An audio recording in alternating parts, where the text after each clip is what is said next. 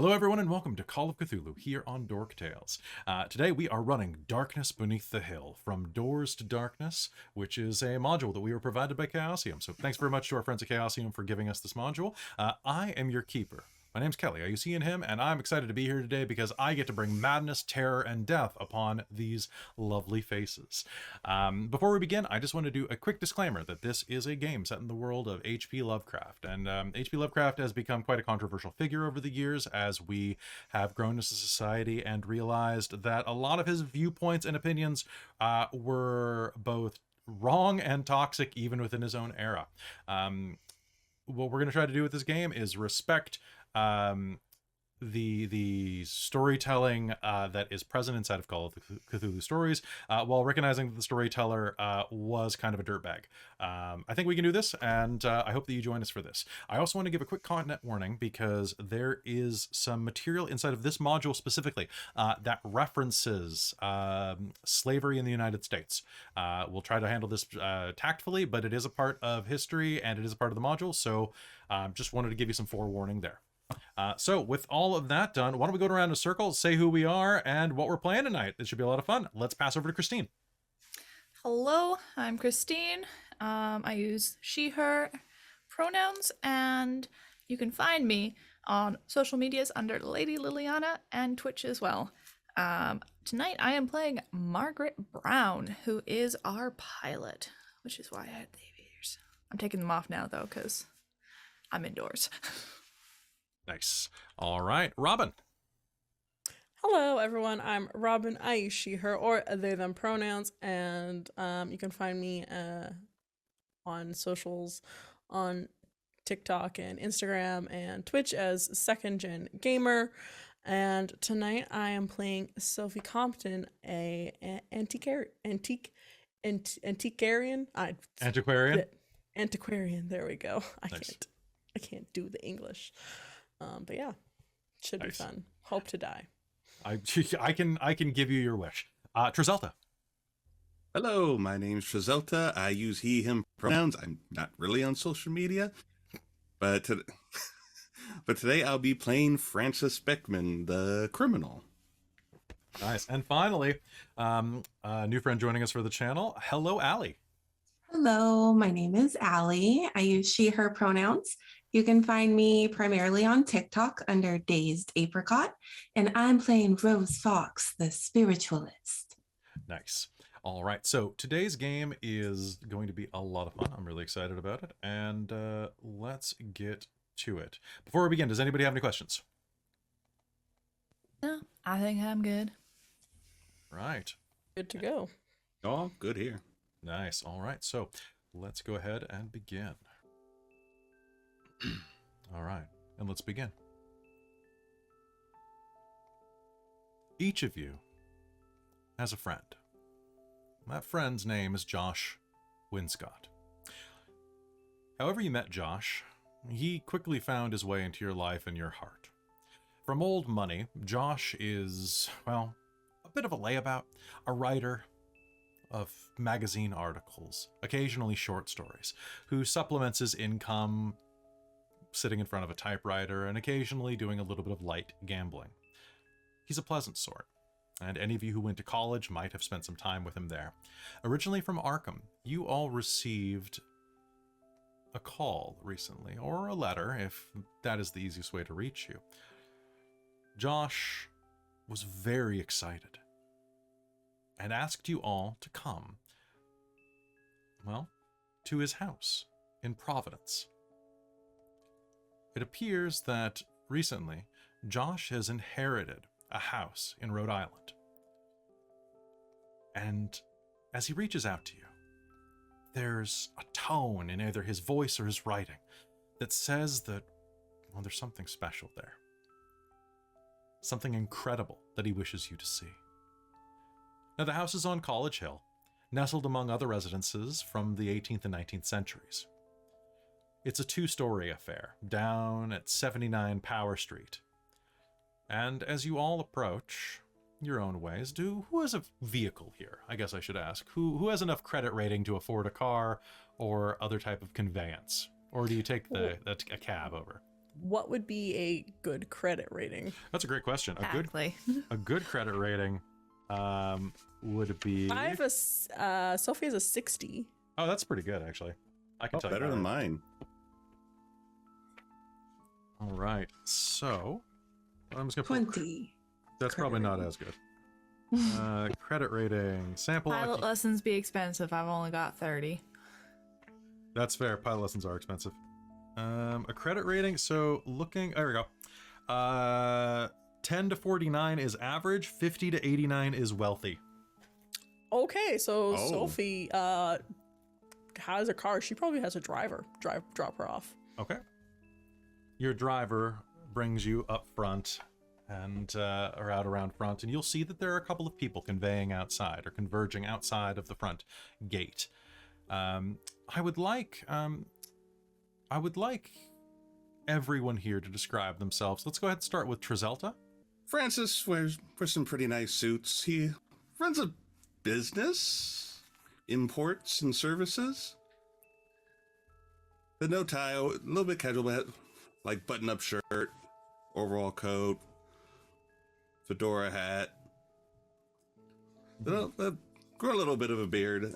Hasn't much grown yet. Okay. Approaching nearby, you'll see a woman wearing a bit of a scarf around her blonde hair. Allie, describe yourself. Who you're playing? Rose Fox is a spiritualist, so she is very into the paranormal and seeking the answers that lay beyond.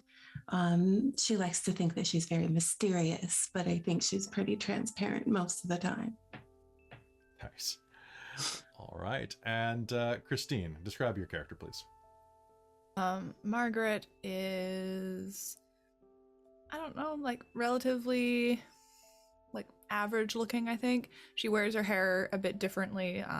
It's kind of sandy blonde hair.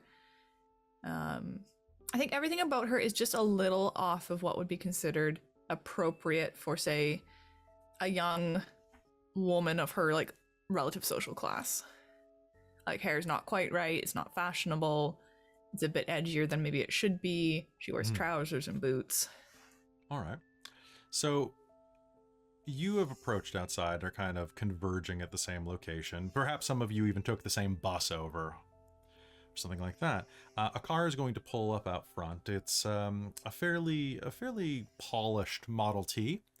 The driver looks out and leans back to you, Sophie, and says, "Ma'am, are you sure this is the place that you seems to be some people outside that look to be of questionable character?" I'm sure it's going to be fine. This is the address that I gave you that Jack gave me, so I must have invited other characters. I should be fine, but You mean Mr. Josh? Josh, sorry. I don't know why I had, it was a private joke, drinking, going out to the bars. Oh, ma'am, I don't know anything about there in this time of prohibition.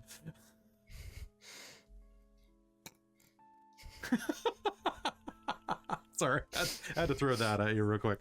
Okay, so he'll say, I'll wait here on the corner for you until you're ready. What's your driver's name? Philip. Philip? White dude? Yes. Okay. All right, so Philip gets out, opens the door for you, and please describe yourself as you step out. Philip himself is kind of like a portly man in his early 40s, who couldn't grow a beard if he tried, and is definitely getting this nice landing strip that Margaret could aim a plane on if she wanted to, right along his scalp. So Sophie comes out and she's wearing like she has like long dark brown hair. She wears glasses. She's wearing some makeup for this time of the fashion with a bright lip, dark red lip, and she wears like a kind of business suit for the time. So she has the blazer and like a long kind of matching skirt. to go down, and she's about average height. She's about 5'5", so she's a bit on the short side, but she steps out with nice shoes. She looks put together, and she she looks a little petite, but she looks a little fancy. She looks quite rich. Nice. Now, have any of you met each other before? Do you think you might have? I feel like the criminal and the pilot might be a good chance, and the antiquarian and the spiritualist might be a good crossover there. Potentially. I mean, if we're all friends with Josh, there's a good chance that overlap would have happened to be, at least be relatively familiar with who each other might be or have seen before. Sounds good. Well, feel free to be as comfortable with anyone else as you think you should be. All right. And so you are going to see this wealthy antiquarian step outside, down by the little stone barrier that separates the yard from the sidewalk. Well, hello. I didn't expect to see all of you here today. I guess we all got an invite from Josh, did we not? Sounds like he has something spooky to show us. You look familiar. Do you own a shop? I do. I own a shop down in boy, I don't know the east coast of the USA. Arkham? Arkham, yeah. I own a little shop down in Arkham you may have heard of. Oh, I think you sold me. Did you have this antique human skull in your shop? She just pulls it out of her purse. Yeah, actually, I do remember acquiring that. And oh, yes, I remember you now. I remember selling that antique right there. I don't know if you know this, but it's definitely haunted, and we use it for our seances often. So thank you, and it's nice to see you again. Yes, it's lovely seeing you too. I did not know we had a connection through Josh, so that is And how great. do you know Josh?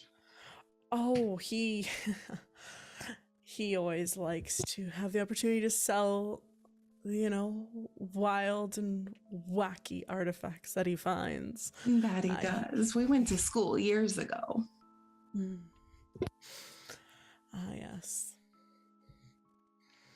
But I must be you've to other fine folks here. Beckman, isn't it? Yes, Francis Beckman. I also do own a shop, Beckman's Important Services. Have we met before? I believe we may run around in some of the similar social circles. For a little shop, you're doing quite well. Nice contract. Thank you. I do. We are looking to franchise soon and hopefully open up a few more stores along the coast, if possible. Nice.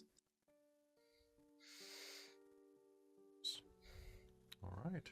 I think Josh here is going to show us anything worth some money, hopefully. I don't know, but apparently there's cause for I would say a pilot by your outerwear. You're not typically. I mean, you look like one of those daring, gravity-defying folks. Josh and I have darted around the country a few times, but we're good friends. Sounds like he found something interesting in this big old house. Yes, I'm hoping we can find something interesting. So do you head up? Yeah. Oh, All right. Now, it's a two-story affair. Quite old. I would say that the house itself is probably as old as Providence, which is one of the first cities along the eastern seaboard. As you make your way up, you can see that its bushes and trees are overgrown, and some of the trees are, well, blocking how dilapidated this old house is. Slightly plantational, even. And as you look at it, you can see that there are cracks kind of reaching up through the foundation. Why did he buy this old place? Because it's about to fall down on his head. I had no idea he owned such a place. I think it's recent. How Maybe much he's so. got? Why didn't he buy a new place? Gosh, she always likes those. Sorry, after you, sir. You know, Josh always had those particular tastes, especially for anything that has any sort of history. I mean, that's true, but this looks like it's about to fall down around him.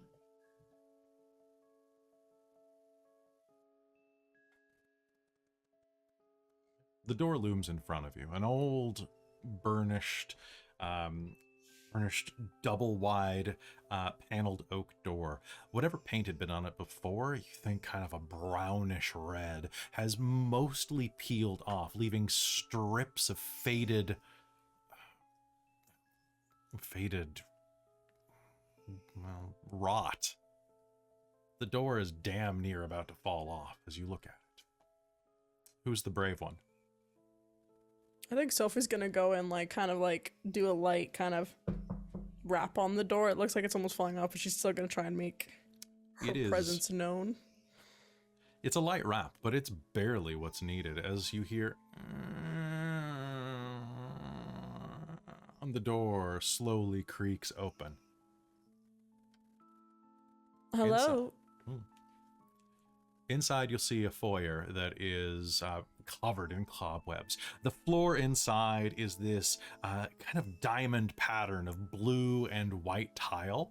At least it probably was before the sun damage from the overhead windows that flooded in. You can see places where it is a bit darker along the edges of the walls, or places where there were originally furniture bits blocking. But most of the furniture that you see inside a credenza covered by a white sheet. Over in the corner, what looks like it looks like a messenger stand, also covered by a white sheet. Short ghosts languishing in dust everywhere. Now, it's late afternoon at this point, so there is a bit of light flooding in. You can see well enough. Why has Josh summoned us here? Does anybody know? Oh, it's so musty. Yes, unfortunately, it looks like... So wouldn't that be why he summoned you? I didn't know if he was upfront about that information. Not everyone is as in tune to the other side as we are. I mean, that's fair, but I met all sorts. So do you stay on the front porch? I'll walk in. Okay. Yeah. He invited us. It's true. Do you announce yourselves? I'll call out Yeah. quite loudly. All at once, just go, Josh! That's why she said she knocked on the door and said hello, was trying to announce herself. Oh, sorry. You came off kind of quiet. Oh, Margaret's just gonna yell right out. Whoever walked in first, Rose is right behind them, but kind of in a looking over their shoulder kind of way. Which I didn't say, but I do think Margaret's quite small. Okay. Quite tiny and compact because planes. I think smaller people fit better. Oh, sorry! Come on in! I'm just... Well, come on in! It's fine! Now, the voice is coming... It sounds like it's kind of coming from below? Well, yeah. Just come on in! I'll be right up! Yes, it's not one to leave your house guests unwelcomed in the foyer, Josh. Just hold on, sir. And then you'll hear from below. Ah, shit. Okay, sorry. Deep in a book again. All right. Do you head inside? Take a look around? Oh, yeah. Okay, let's move inside the house. Taking a few steps inside, you will soon see the silhouette of Josh Winscott, kind of a square-shaped man with a pretty average looking face, pair of glasses, and hair that is fairly mussed. It's starting to go a bit gray at the edges, and you are going to see that he is dressed in a pair of slacks, shirt sleeves that have been rolled up, the cuffs up above his elbow. His hair is a mess, and he is quite dirty. Honestly, he looks like a boy who was let out of prep school and has been playing in the garden before his mother caught him. And kind of comes up rubbing his head where you can see that there's a little knot forming. And as he is walking up these stairs at the back of the kitchen that you kind of are standing near, you're going to see that there are tools, there's debris, boxes, and covered furniture strewn everywhere. Sorry, I was down in the basement doing... I'll tell you in a minute. Coffee? Does anybody... Yeah. Yeah. Good. You're gonna like this. A minute later, we cut to the sound of a shrieking kettle as he starts making the coffee for you. He sits you down around this table that is the only uncovered thing in the entire place that you can see. Pours you into these like china teacups because it's what's present.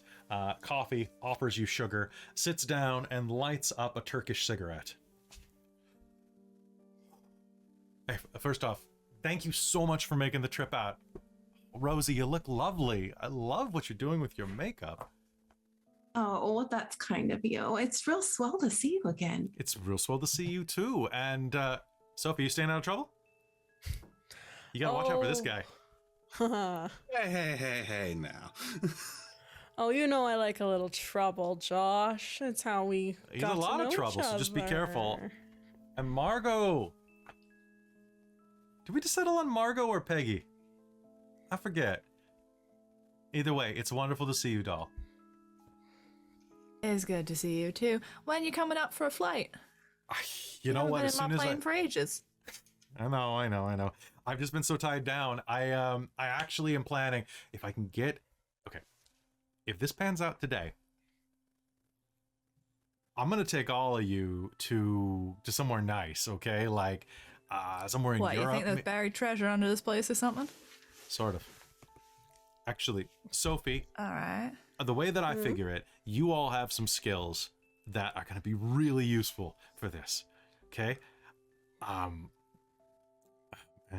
And Margot, at the very least, like, I know you can't fly everything out of here, but you know how to take care of yourself, and that's going to be really important because I need someone with a level head because I'm losing my mind here.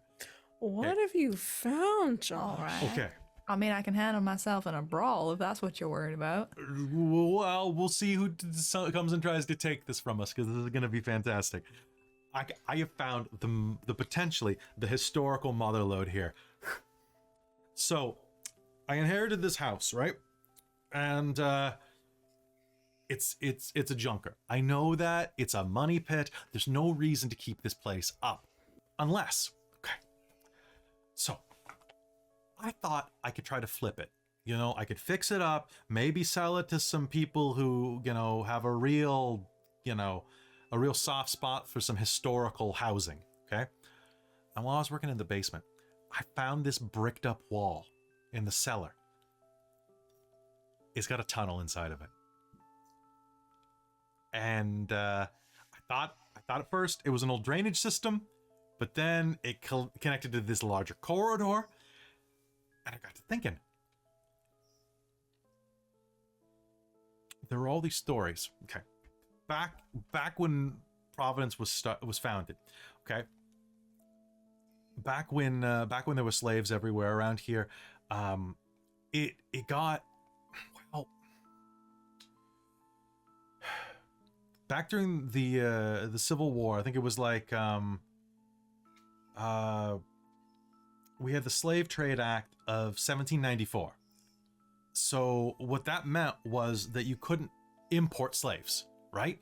So all of the slaves in the Union between 1794 and the Emancipation Proclamation were all homegrown, so to speak, right? They were all bred inside of the United States. Okay. Just because it was illegal doesn't mean anything stops, right, Francis? Oh, of course not. You just find different ways of doing it. You just find different ways to do it. So, you've heard of the Underground Railroad. This is the opposite. Rhode Island used to have tunnels to take people in from the bay. And then once they're in the country, well, they were always here. It's not our fault that they don't speak English well. So I think that this might be one of those tunnels. Who knows what kind of things are going to be down there. So I kicked the Italians that I had working on the place out, and I've been down there by myself ever since. I've been clearing the way so that I and maybe some friends who want to get a chunk of this payday can go explore.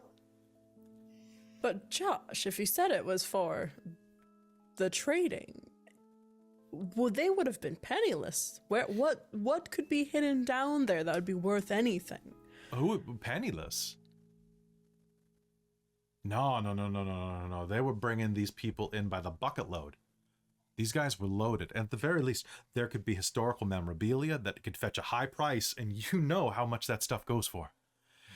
And who knows what type of like human artifacts could be down there that maybe, maybe there could be like a ghostly spin, or maybe there could be some stuff that, could get sold to, I mean, sounds exciting, so count me in. It positively gives me the heebie-jeebies. You know I'm in. I love Me that. at fortune. So that's what I was hoping for. Now, I want to get started as soon as possible, but I gotta be honest, this coffee is the only thing keeping me vertical right now. It looks like you haven't slept in days. I've been working nonstop, and I've just about got it. I've just about got it open. So, what I suggest is we start first thing in the morning. I've already called, and I've got you a place in town. All the bedrooms here, the beds are rotten. The only thing this place doesn't have is bed bugs. Okay? So I'm not going to be able to put you up here in anything that will be worth you. But I've got you a hotel room for the night at least, down at the Providence Inn. I've got one for each of you. And what I suggest is y'all go into town, you get some proper equipment, like some boots, some rope, maybe a flashlight, anything else you think we might need. I don't know what it's going to be like down there, how far they go. I mean, there could be some dangers down there that we don't know about. And I mean, y'all know more about this stuff than I do, so if you want to take point, I'm fine with that. I'm fine just being the guy who owns everything. Well, near the writer, you should be taking notes. Who knows? You might get a great work of well, and that's what I was literature. Thinking. That maybe, I mean, if you wanted to, and you had some time, I think the library's still open. Maybe there's some info there I couldn't find. Yeah, I'd. That's probably the first place I'm going to go, is go do a little research about this place, potentially see if any records are available. I'll join you. I love the library. I mean, I love you guys. You're such lifesavers. I don't know what I'd do without you. I know what I'm gonna do with you though, and that's make a lot of money. It's gonna be good. I'm really excited. Can you believe this? An actual subterranean adventure. Sorry, Margot. Well, do you think potentially somebody else may have broken in before now? Not necessarily I'm saying there's nothing there, but maybe some bombs might be camping there, not knowing what it is. Did you bring your did you bring your piece? You got anything? Do I have anything what? Kicking around that I can have on me in case we run into anything? I've only got my... Make me a luck roll. Okay, so what do I do for that? You just roll, try to hit or go under your luck. Okay, so percentiles and get under my luck. Percentiles underneath, yeah. So, you roll, I'll see if he has a spare gun. I rolled 21, and my luck is 40. You're lucky. You're lucky. You got a little pop shooter? I got something. Hold on. He's gonna get up and head over to the bread basket. Like he's got like a bread box in the back corner. He's gonna open it up. It says bread in like Italian carved letters, and he'll pop it open and he'll hand you a snub-nosed pistol. And I'm gonna look up where the damn weapons are in this book because I can never find them. That's the combat flowchart. That's handy. Tracking damage, malfunctions. I feel like it would be right around here.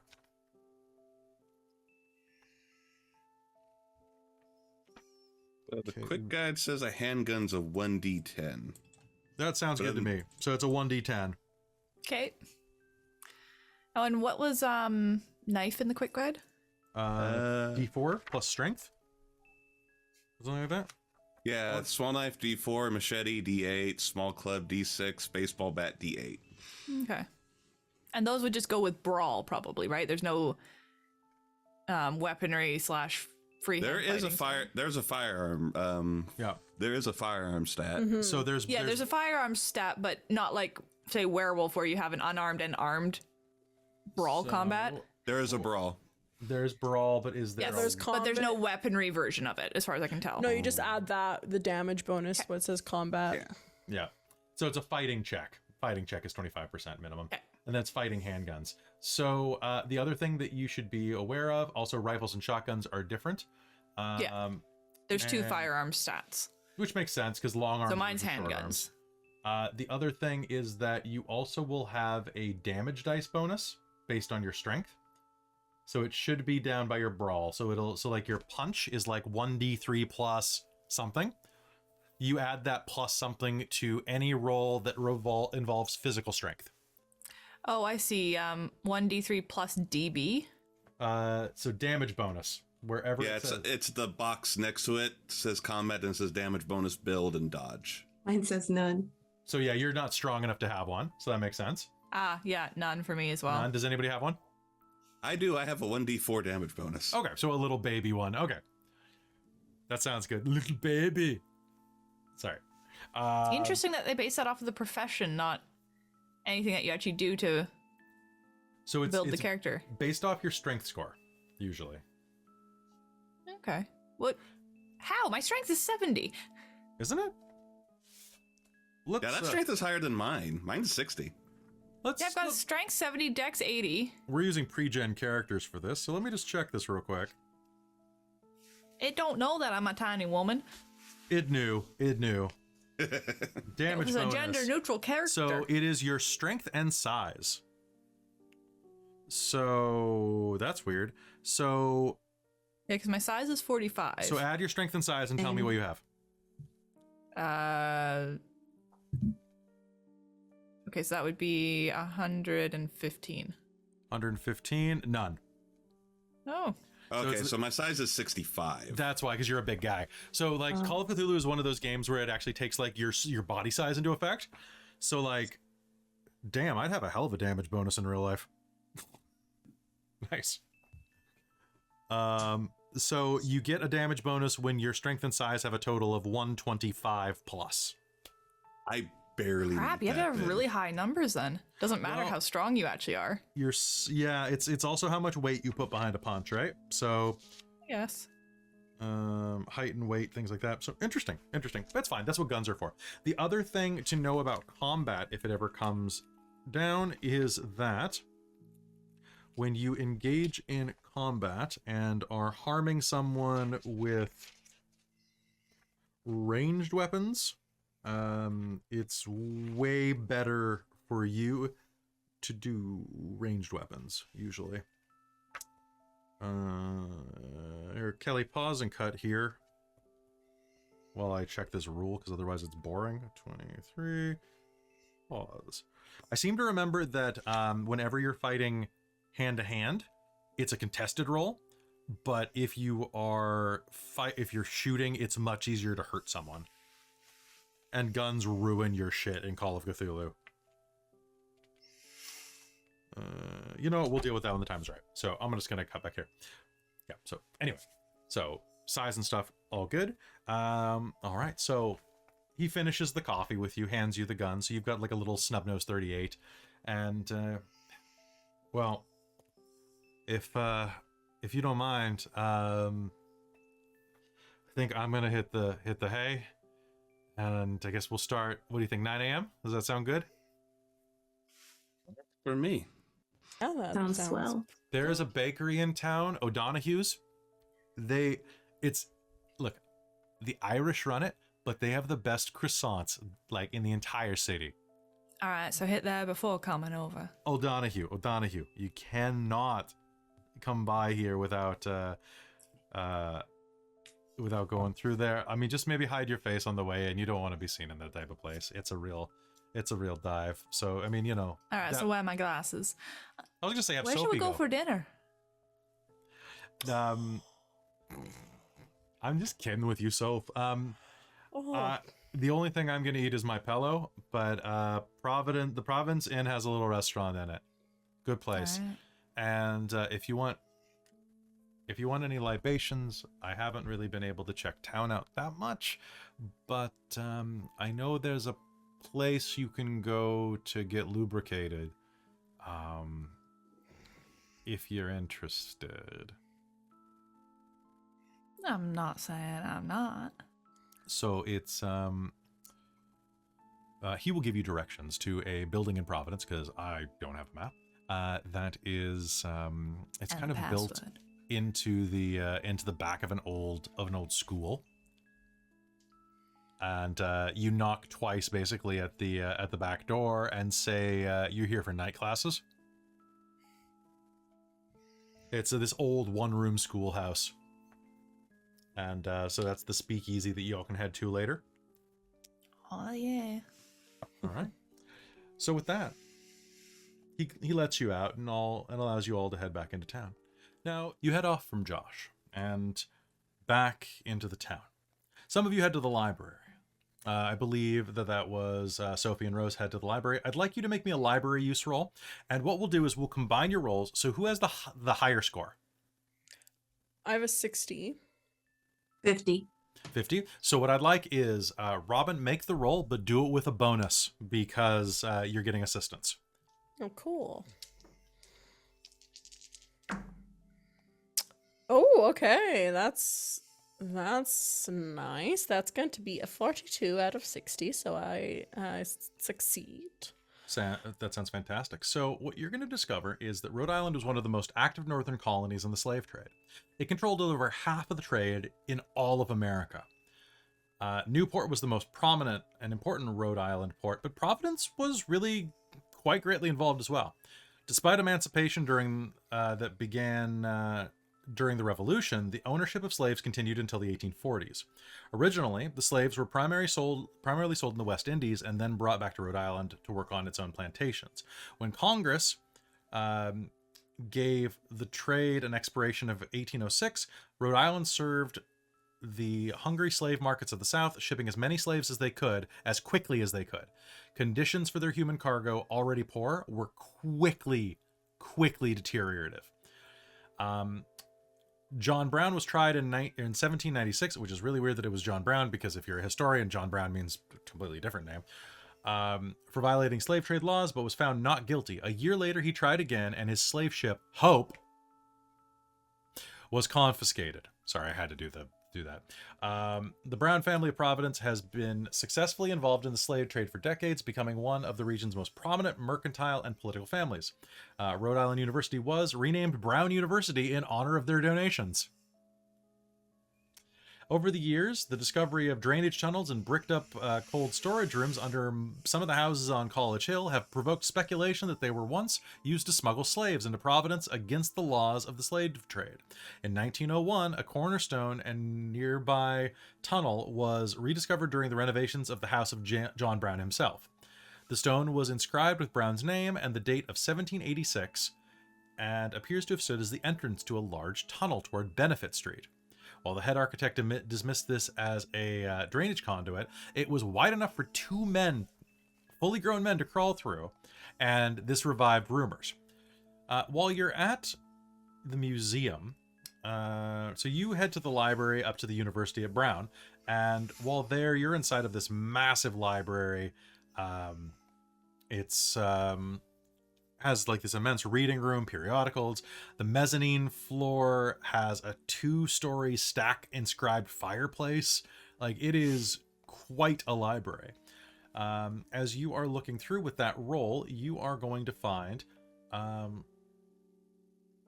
you got a successful use, so you are going to gain access to the following letter, which I'm going to put on Roll20 right now.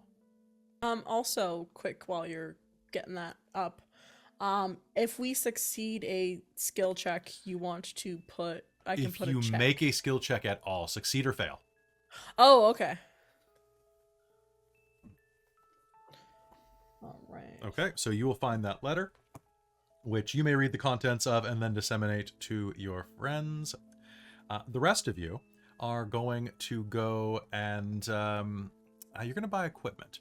Heading out on the town, you, Francis and Margaret are going to be able to acquire whatever equipment the group would have wanted. Pickaxes, boots, coats, things that are good for tunnel systems, ropes, flashlights. You can all have a flashlight. Is there anything eclectic that you would like? I'm assuming that also you'll probably swing by the speakeasy and buy some alcohol. Booze. Totally. Are you buying bottles of alcohol, and are you bringing it back potentially to celebrate at the house? Yes. I think I would have a small, like, maybe a little flask, something I could hide Okay. relatively easily, because it's not exactly legal to walk around with. Well, yes, it is not. However, you are a woman, and this is the 20s, and you're a white woman in the 20s. I think you'll get a pass from most cops. With what I'm wearing, probably not, Ooh, actually. that's a good point. And look at who you're hanging out with. Right? I look like a bit of a delinquent. Yeah, you look like Christine. Maybe if I slapped a skirt on, I could hide it under that, strap it to my legs. On under you the or skirt. Francis, because that's going to cause more problems in the long run than I think in the 20s. All right, so that is the letter that you all have. So you all head back, grab a bite to eat. And did you all go to the restaurant before or after the library? The library is open late enough that you could go and check it out afterwards. Okay, so you all have made it back to your rooms and are relaxing, or at least you two are. The other two are making their way back from the library after having found this little piece of the puzzle. You all finish reading at the library and find that document. Do you say anything to each other, or just kind of make your way back to the hotel quickly? Could I try and sneak it out? You are in a private section. You can rip it right. Well, it's a Cool. letter, so you can pocket it. Yeah, she'll pocket it to bring. It's just like, no. Do you see this? We need to get this. We need to tell the others and get there soon. A few minutes later, you find yourselves back at the hotel, and Margaret, as you're easing down for bed, you'll hear at your door. Do you answer? Yeah, have a quick look around to make sure there's no obvious alcohol or Are weaponry. you know what? I'm going to say for expediency, you're in your room playing cards with Francis. All right. I'll get up and try and I guess check the door a bit first. There's Is there a a peephole or anything There like is a that? peephole. I'm going to say Yeah. that was invented at this point. right. I'm going to go out on a limb there. So looking through, you can see the faces of your two other friends. All right. I'll open the door. I found something big, and she'll hold out the letter. Come on in. What'd you find? I was searching about the history of this area in Rhode Island, and I came across this letter written by Jacob Bishop about what they found in the tunnel under the house. What'd they find? What?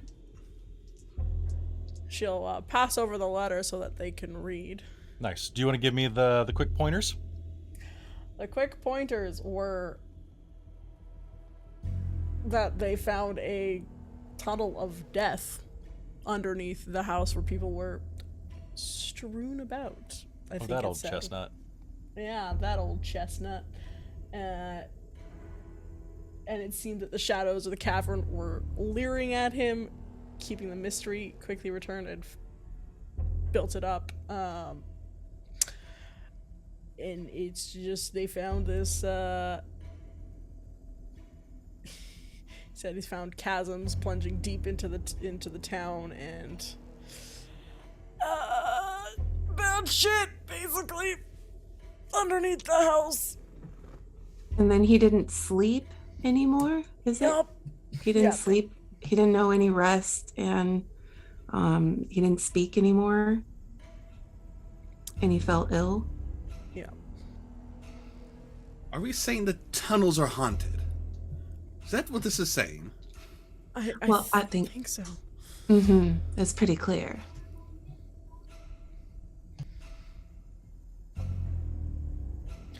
And he couldn't. The people weren't all lost. They couldn't account for everyone that was there. People went missing in these tunnels, but they couldn't find them. So this kind of sounds like maybe a couple of the others did something and ran off, or Something's weird, but he went a bit crazy after that. I mean, that seems like a pretty awful thing to see. So He said you could maybe hear it affects you for life. straining voice. That seems. I mean, the mind seems to be a funny thing. Just maybe there was a bit of a weakness in that family line. Just went around the bend. Maybe, but that. I think we should definitely. I think there's probably a ghost down there that's causing people to bite the big one. I, for one, want to investigate it and see for myself.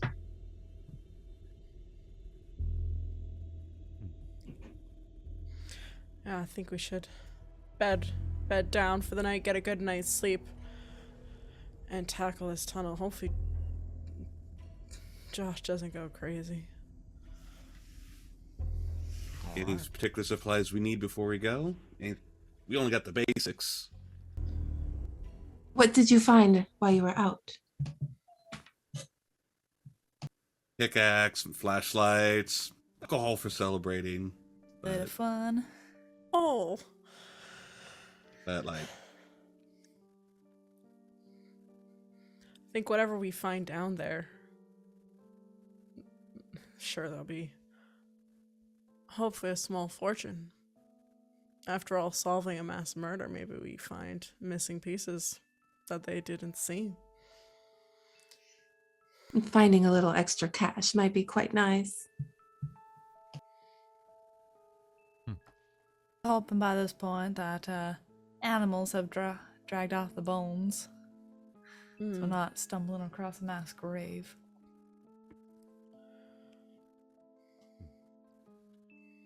Gathering your things and preparing for the next morning, then, you bed down for the night. You all sleep, somewhat fitfully, and awaken the next morning. Hopping in your driver's car, it's a quick return back to Josh's new house. You get up, head toward the front door, and as you do, though, whoever is the one to knock today hears no response. You try the door, it's unlocked. And when you call out this time, your voices echo into an empty house.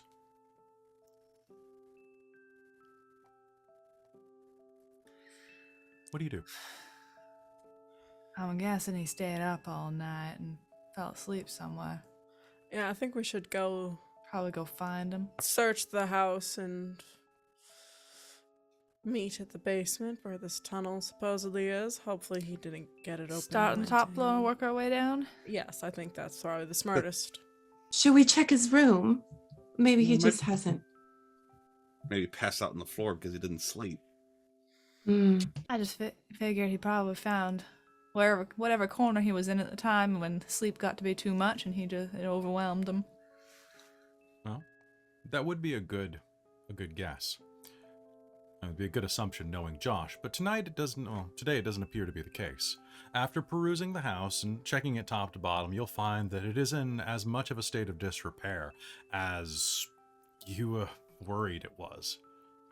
You check from top to bottom, including a quick peruse to see if the attic has been touched, and after a plume of cobwebs and dust erupts down at you like the caldera of a volcano, you decide to head lower. It's there as you regroup that you see that the only other place to go is down into the basement. And so you descend. It's there, inside of the basement, that you see, well, a hole. It's just big enough for the largest of you to get through. Nearby, you can see that there are tools near the broken brick wall.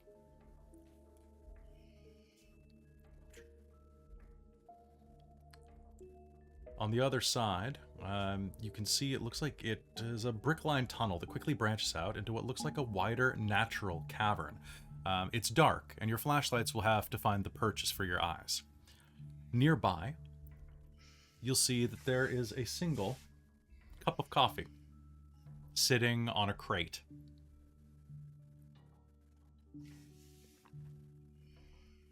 Is it steaming? It is not, but if you touch the cup, it is warm.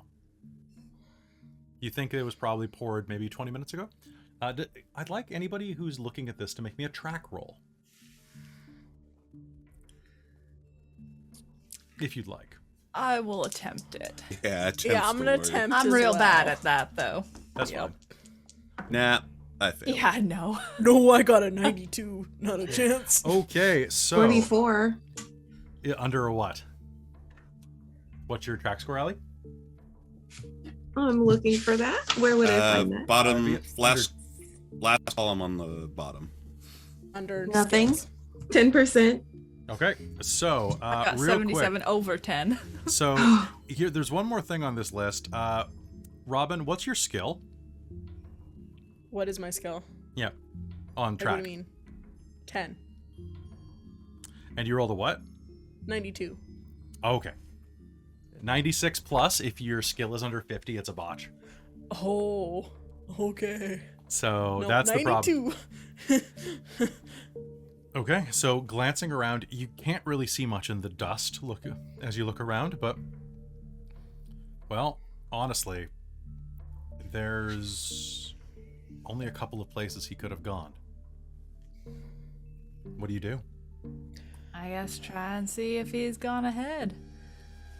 Josh? Looks like he jumped Josh? the gun. That's what I was going to say. At the same Yeah. time, Rose also calls out, Josh. Josh, Josh. Your voice echoes back at you, but you don't hear anything else. Let's Got two-sided, didn't he?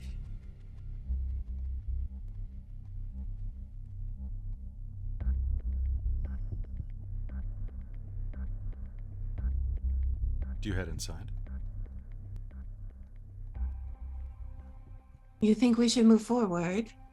I mean, something could have happened to him. Well, yeah, that's why we should be moving forward if he's injured, or who knows if he actually properly slept last night. He could have fallen and bonked his head. Oh, We that's true. After you. All right, Sophie will go first with the flashlight. And Rose is just right behind her. God, I like your characters. Margaret's holding a flashlight and has a crowbar in her belt. And Nice. All right, so we'll treat a crowbar as a club unless you can find different stats for it in case you need it. okay, and pistols in her pocket. And Sounds good. Is that a pistol Well, in your Rose pocket? slowly just Yeah, pulls out it that is. skull that she had earlier. a handful of bullets in the other pocket. As you pass the debris and dust from the excavation, you find that to the east, after about 50 feet, the tunnel has completely collapsed, apparently some time ago. However, the tunnel goes west as well, and you slowly begin creeping.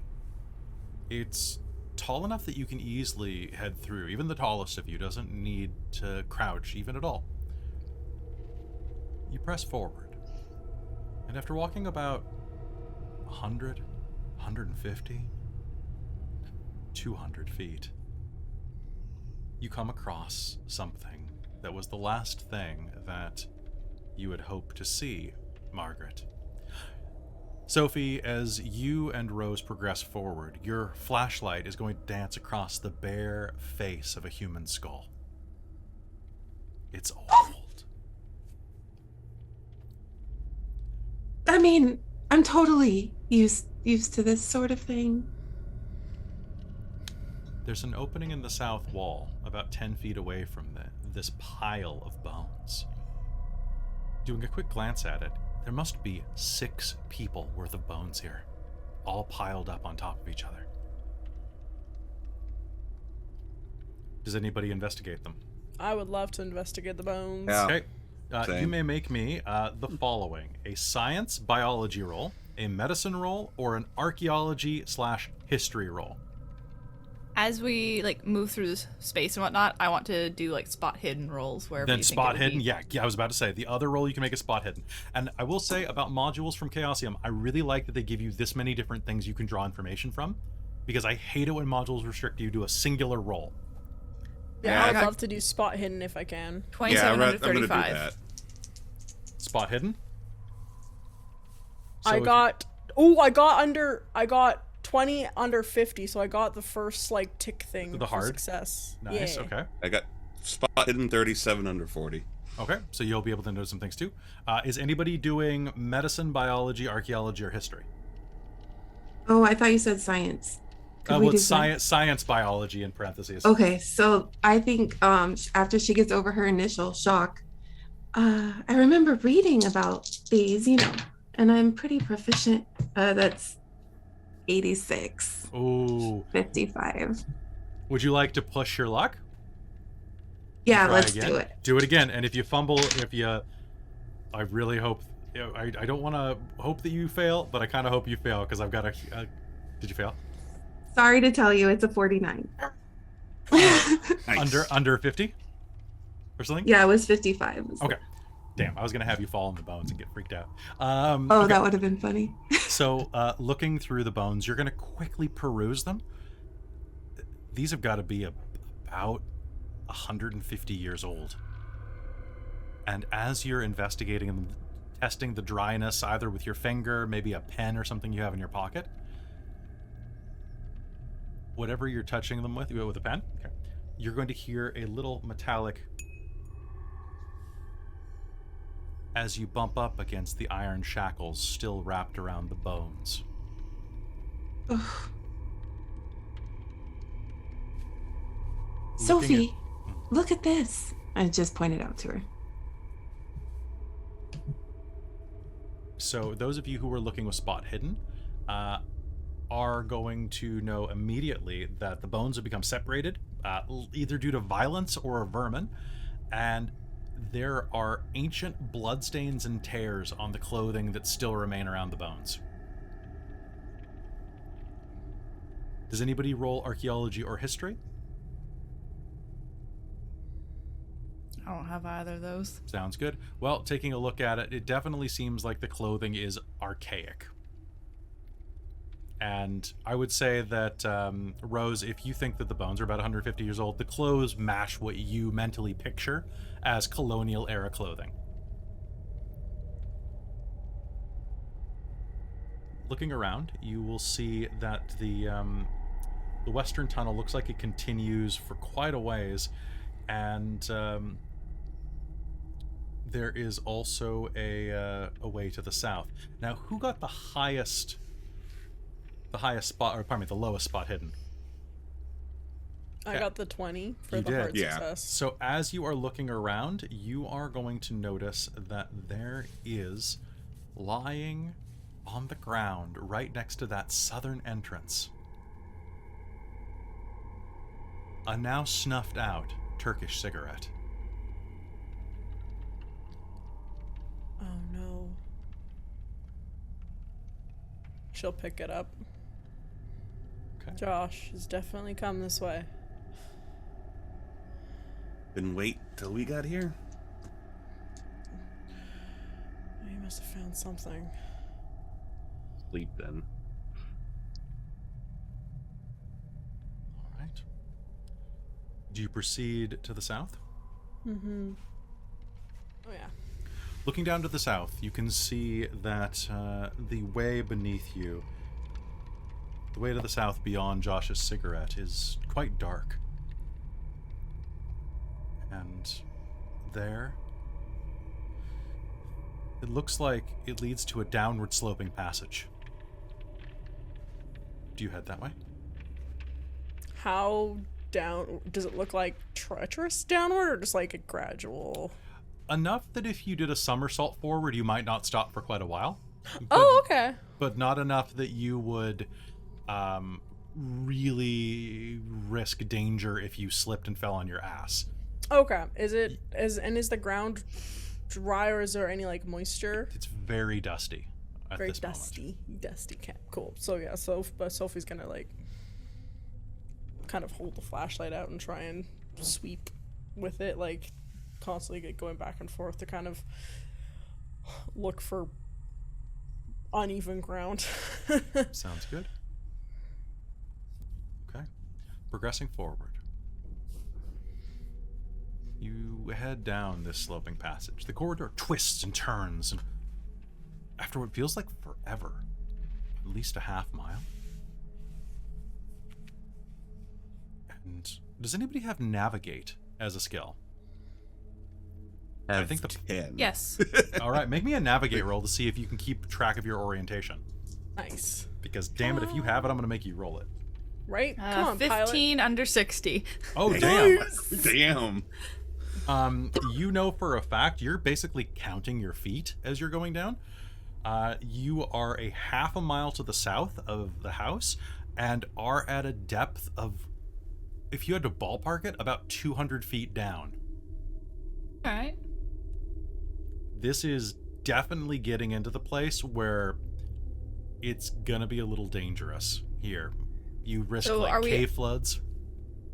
So are we kind of here on the map? Just down there. Yep. Okay, so we already got all the way around. Okay. Yep. Cool. The map's pretty useless overall, but Okay. No, just roughly for my own visualization. I get you now. What are you talking about? nice. And can I grab the damn square? I think Nice.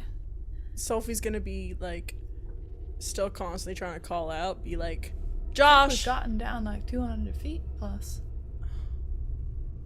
under the Hope- house. Hope no one's claustrophobic or scared of being buried alive. This would not be a good place for that. Well, maybe don't bring it up then. Oh, not me. I revel in the dark. She's clearly not reveling in the 100% down with dark. it. She's 100% down with it. Oh yeah, totally. How farther down does this thing go? And I don't as you know. As you say that, suddenly you see that the passage begins to grow a bit brighter. And then you see a steady, dim light in the distance, rounding the corners. The passage begins to straighten out, and the light ahead grows brighter. And then soon, it opens to an enormous chamber that's flooded with light. Lichen clings to all of the walls around you, and they're glowing. The hall in front of you is full of an ambient light. So, as we've been walking, have we noticed if the temperature has dropped at all? The temperature has remained fairly consistent. Actually, one of the strange things about geothermal activity is that caves tend to be fairly neutrally cold. Usually around a little bit colder than room temperature. It just kind of reaches a natural equilibrium because of geothermal heat. I come from Missouri, the cave state in real life, and which it technically isn't because Tennessee, but they're practically the same state in many ways. And in winter, frequently caves can be actually warmer than outside. Yep, that's why a lot of people used to live in caves, like in Because they're frontier areas. insulated. Mm-hmm. But here's the Basically. thing. This room is warmer. Oh no, it's not. It's not. I misread that sentence. Pardon me. Strike that from the record, please. This room is this entry hall area of the cavern is not cold by any stretch, and it's quite bright. In fact, most of the area ahead of you, you'll find is fairly comfortably lit, as if it's filled with candles. You can survive without your light sources here. Although, for fine details, you'll want to use them or to see things at a distance. Looking around here, you are going to see that the walls inside of this large chamber have been decorated with intricate carvings, including natural columns that tower from the ceiling to the floor 100 feet above. These carvings are old and covered with lichen, and so much of the fine work has been damaged. And around 50 feet of the eastern wall has collapsed, which obliterates any carvings or passages that once were there. If anybody wants to, and would just like to shot in the dark, you can make an archaeology roll. I would like to make an archaeology roll. I have 20 in it, so it's not quite a shot in the dark. I would like to push my luck. Okay. Because I rolled a 77. All right. If you fail, you're in trouble. Yep.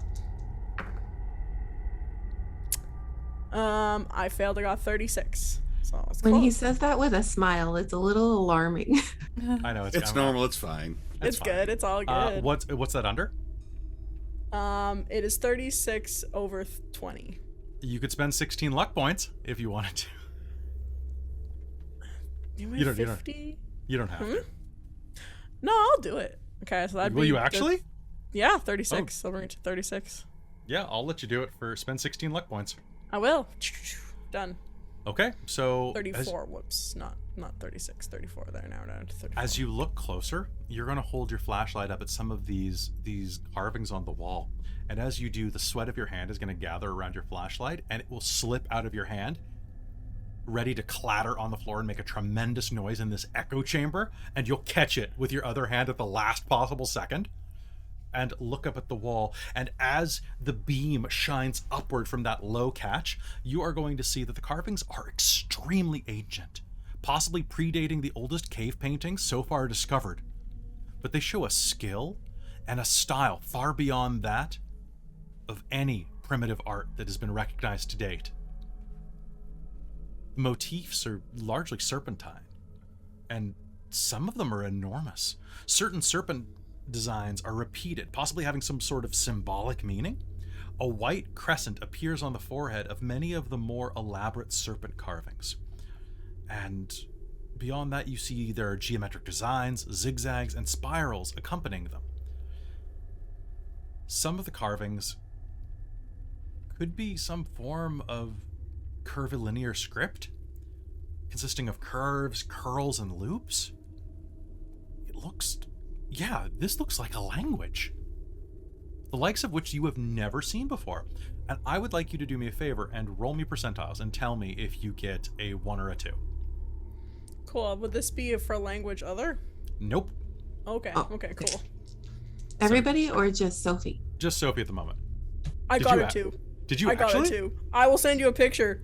I got a 2. Okay, so pardon me 1 second. Oh my god, really? I am taking a picture. The cat I doubled is your chances of doing this to see if you could do it, and you did it. I did it. I was like, "Do you have a 1% chance of doing this?" And I'm like, I'll give it to you out of 2. You spent 16 luck points. I'll allow it. Holy shit, Robin. There we go. It's the cat and the 2, which is that's the double. That's the 0-0. So it's 2. Okay. That's Awesome. So I have to check a skill roll real quick, because you just succeeded on a Cthulhu Mythos roll, Oh, sweet. which is not good, but is good. I know, but it's good. It's not good, but it's good. It's so good. Because I think you go a little insane the first time you do I bet this. I do. I bet I do. I love Call of Cthulhu for these moments. where you're just like, well, I guess my brain melts. That's fun. Whoops. Wow, I can't believe I got that. That's awesome. That's amazing. Okay, hold on. Appraise Cthulhu Mythos. Wait, how can you actually get that? Even like total 0. So it means that I guess you have to normally roll. The lowest you have- can get is 1. I doubled her stat for it, so I said on a Okay. 1 or a 2 you get it. I'll give you a 1 in 50 Okay, because I was like, chance. it's saying 0 on mine. So on 0 Is it 0 different? means that you have to roll a 1. You have to get a critical success to do it. Really? Because Yeah. they have ones that have literal 1 as a stat. Do you have to get 100? No, you have to get basically like you have to. I just thought it was impossible to get. It's impossible to get unless you have something that would give it to you. And I'm saying Oh, that okay. these glyphs are enough to impart a bit of strange ethereal knowledge. Okay, that's just why I was confused, because I was like, how'd you get 0 on your roll? So Possible? basically, it's you have to read a book. No investigator may Fair. take points in Cthulhu Mythos. This is a no-tick box for Cthulhu on the investigator sheet. Instead, points in Cthulhu are gained through encounters with the mythos that result in insanity, by insane insights, and so on. Whenever Going a little spore or crazy. some other, so you do a successful roll against this skill, allows the character to investigate the entity. And I guess that means that I'm just gonna make you make a little baby insanity roll. Ooh, okay. Okay. And this is something that is slightly different than the module writes, but I want to make it more fun, so we're doing it. Yeah. So what we are going to do is make me a sanity roll.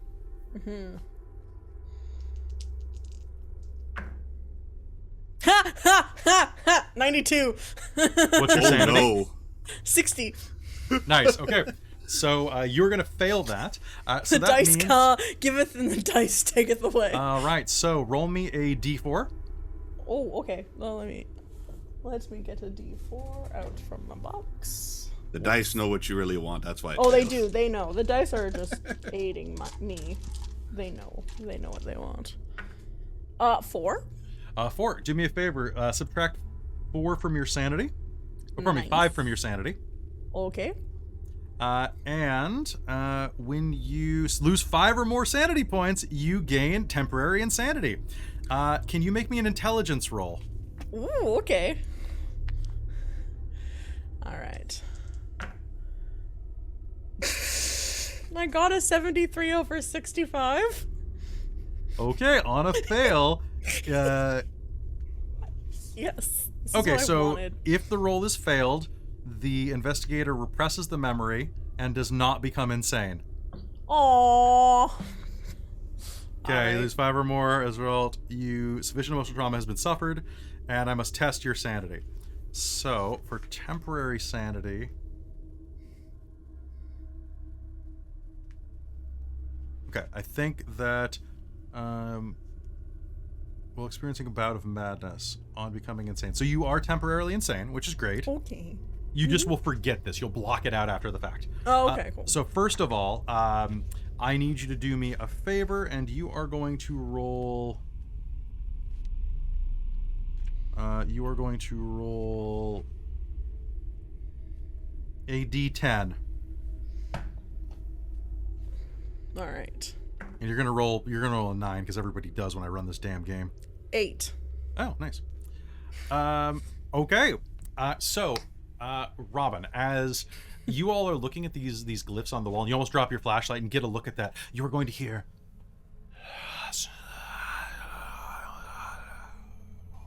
inside of your mind as you look at this, and you see the cuneiform script begin to wave and wander across the wall like serpents lashing out toward your mind. And as you glance at it, one of the carved serpents is only for you going to turn and look at you, its eyes glittering like the sun, and is going to lash out at your face.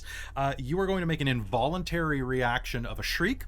And roll me a d10. You are going to enter panic, physical hysterics, or an emotional outburst for that many rounds. A 10? D10. Okay. CX. 6?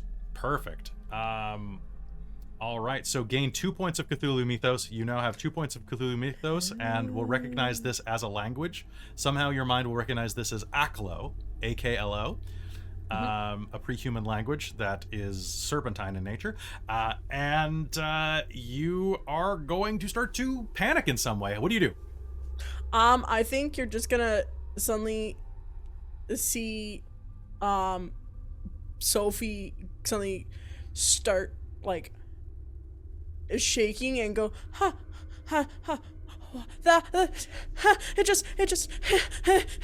it's the walls are moved, the snakes on the wall, snakes on the wall are attacking,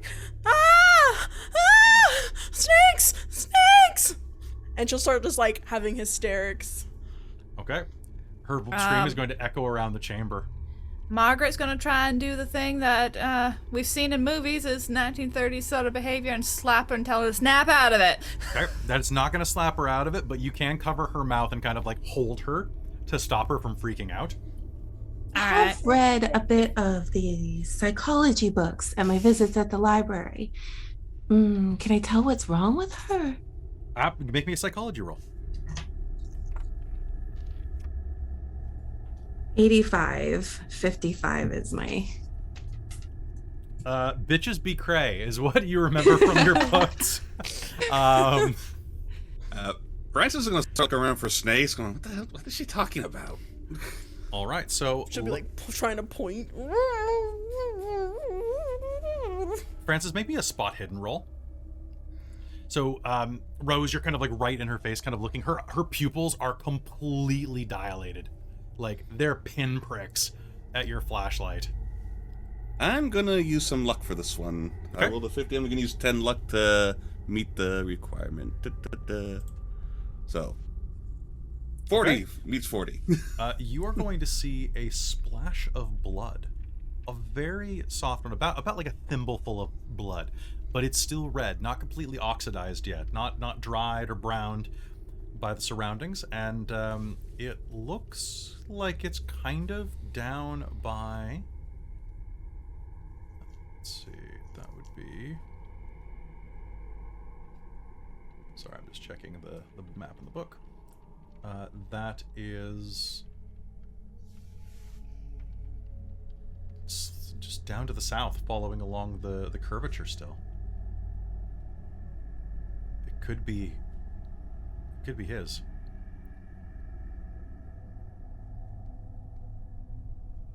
What are you Hey. looking at over there, Francis? Blood, and it's not old. Just might be down here hurt. You should go look. You look, I'll keep holding on until she calms down. A minute later, she will kind of sag limply against your body as like she recovers. And Robin, Sophie has no memory of this. Okay, so for her, Someone just like grabbed dropped you. her flashlight and looked up, and then suddenly she's being grabbed. Yep, she's being grabbed, and you'll be able to like feel and smell Margaret grabbing you. Hey, are you gonna keep screaming or can I let go? Screaming? Why'd you grab me? You've been screaming for the last minute. What? Yeah, you had a total mental break. Like, freak out, complete crazy, screaming Mimi. Like, Huh. It was you peculiar. went absolutely crazy. Mhm. I don't remember that. Something on the wall coming at you? This No is something idea. that you normally go through. No, I don't even remember this happening. Like, it's I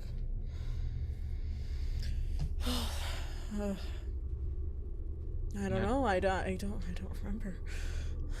Francis, are you moving to go inspect a little further? Yep.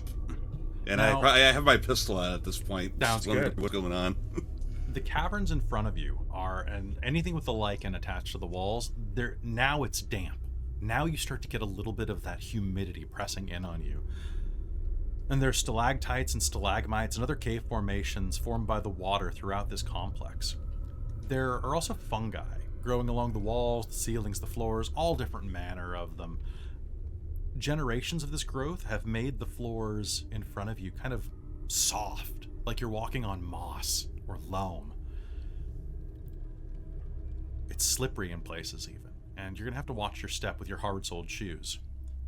There are also rock falls and collapses that have blocked off little passageways. And, well, while occasionally, as you're looking around, you get like a soft little glance of some, well, what looks like a little bit of constructed tunneling. For the most part, it's just natural structure. But occasionally, you'll just see these strange geometric patterns in this indecipherable text. And as you're looking around, you are going to step into, well, a long, twisting chamber just beyond to the south. It's decorated extensively with those same carvings. And while the snake motif is present, you're also going to see like murals, landscapes studded with towers and other structures. And strange things that will require a little bit of time to spend on. Can I get you to do me a favor? Can you do me a favor and make me a spot hidden roll?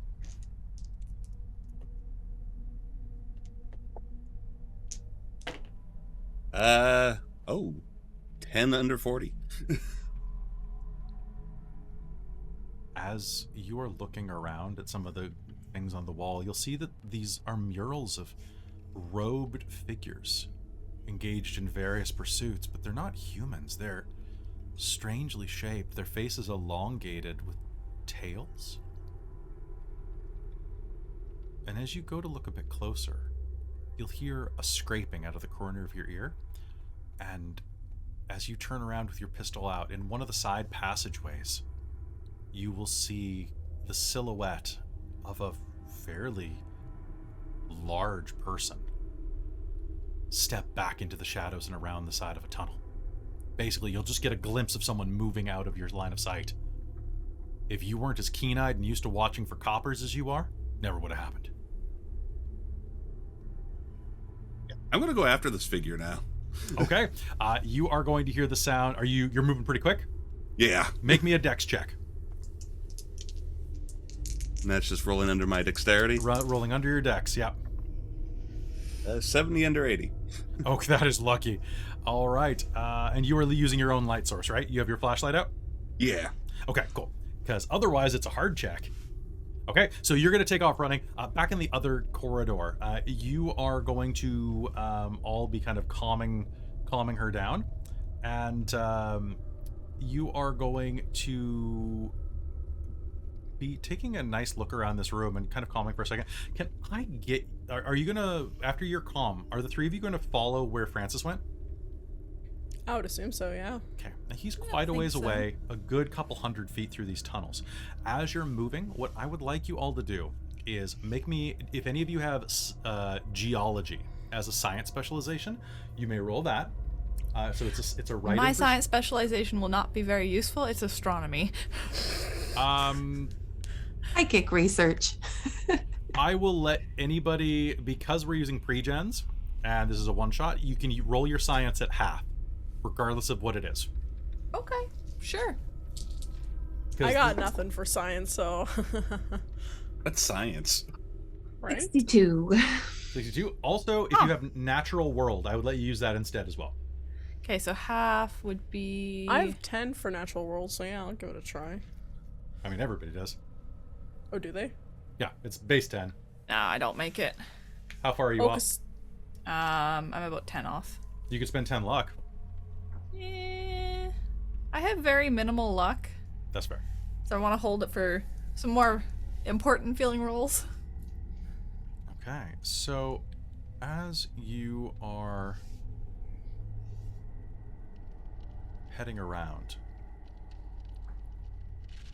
you know what? I'm going to be super nice to you, Christine. If you want, I'll let you roll as a bonus, or I'll let you investigate a little harder to push your luck with a bonus.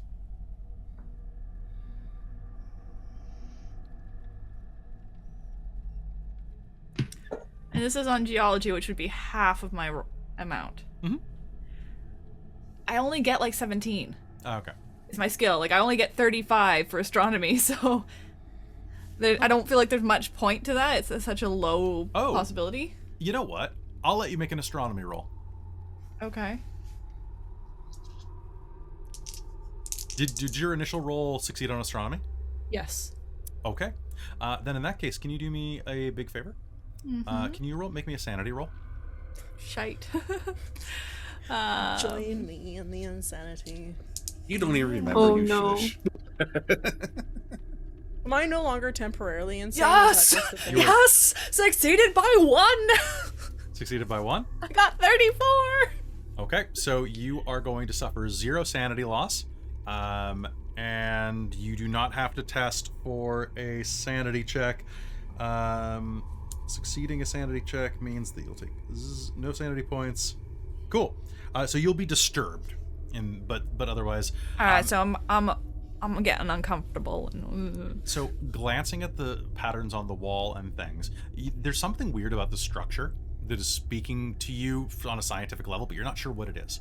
But as you flash your flashlight over the murals, you are going to see that there are very elaborate star charts. Except that and it takes you a moment to suss out what they are and why you get this oily, sinking feeling at the base of your navel.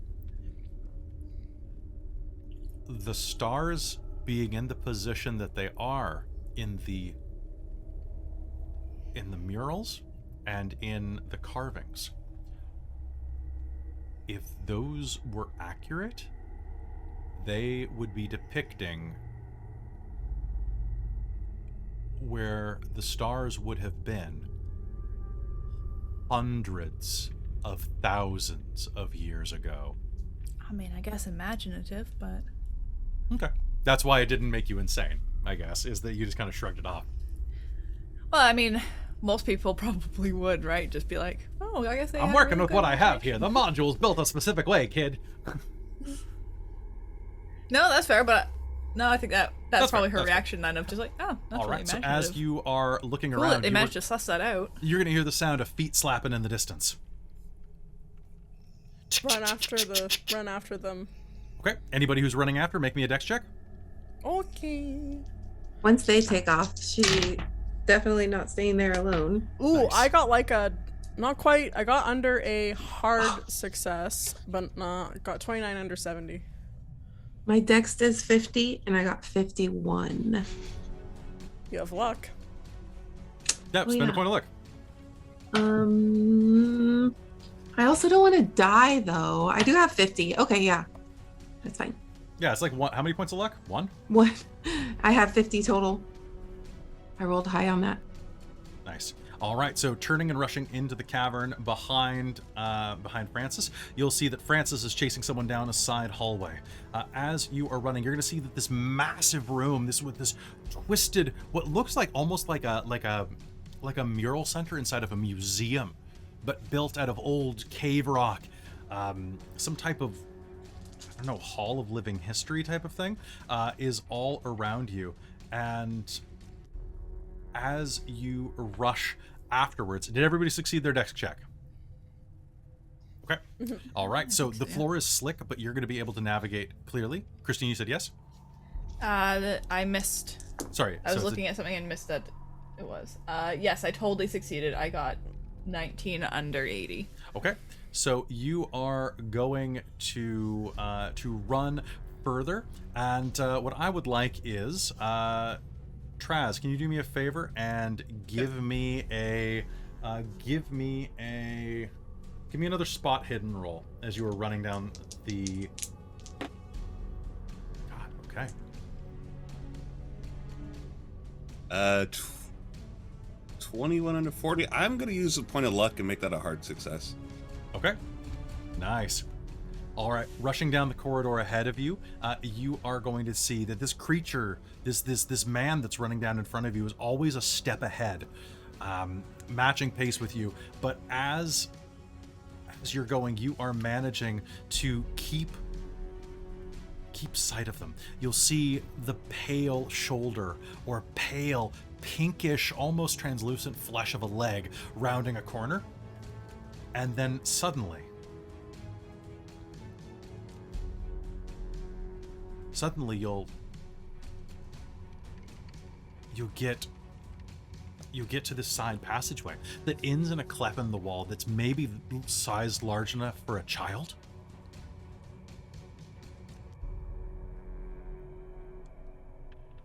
And it's empty. The side passage goes in probably about 10 feet. Who's there? I have a list. I have a listen. If that. Okay, so and you'll hear feet running up behind you as you're standing at this cleft in the rock. And Rose comes up behind you and says that. Oh, I thought we were all together. I'm sorry. Okay. He was running ahead first, so he got a head start. So what are you doing as you hear them rushing up behind you, Francis? Trying to find a way through. Like, couldn't have just disappeared. You could try pushing on any stone, pushing on stones. Maybe as a door or. Okay, make me another spot hidden roll to see if you can find if there is that type of thing, or just to see. Actually, make me a track roll if you have it. Do you have? I think everybody has track 10. Yeah, track 10. Let's see. We'll find out. Okay, hold on. Kelly, quick question for you. Quick answer. What's up? I was wondering, like, as we're running by these things, because I have a cult, would there be any reason to make that roll? Occult? Not at this juncture. Okay, cool. I'm glad you asked that because I was wondering that too. Awesome. I failed 86 over 10. Okay. So looking around, trying to find a way. There's no way that it could have gotten through there. The thing is large enough that it maybe a 10-year-old could have fit through. But this was and that would have been, they would have been pretty bloodied up. No, that was. Anything above me? Checking the ceiling, you can see that there is, well, no, nothing above you. Although you're looking around at the moment, trying to find a way to follow, and as you are doing that, the rest of your party is going to run around the corner and find you, like looking around feverishly. What are you looking for, Francis? Someone else is down here. Big guy. He ran this way and he just disappeared. Someone other than Josh? Yeah, something else is down here.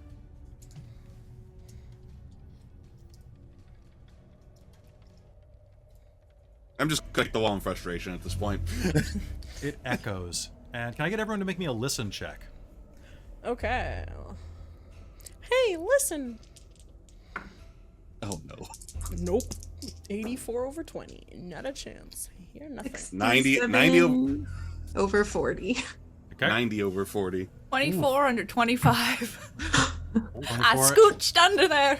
Okay, so you said 90? Okay, that's almost a botch. Or a fumble. Okay, so listening around, you hear the echo as he kicks the wall. And Margaret, you're going to listen, and you can hear scurrying. It's impossible to tell which direction it's from, but then you'll hear more scurrying. Rats? Weird scurrying. No, Yeah, it's it bigger. sounds like It's bigger than a rat. sounds like rats, but big.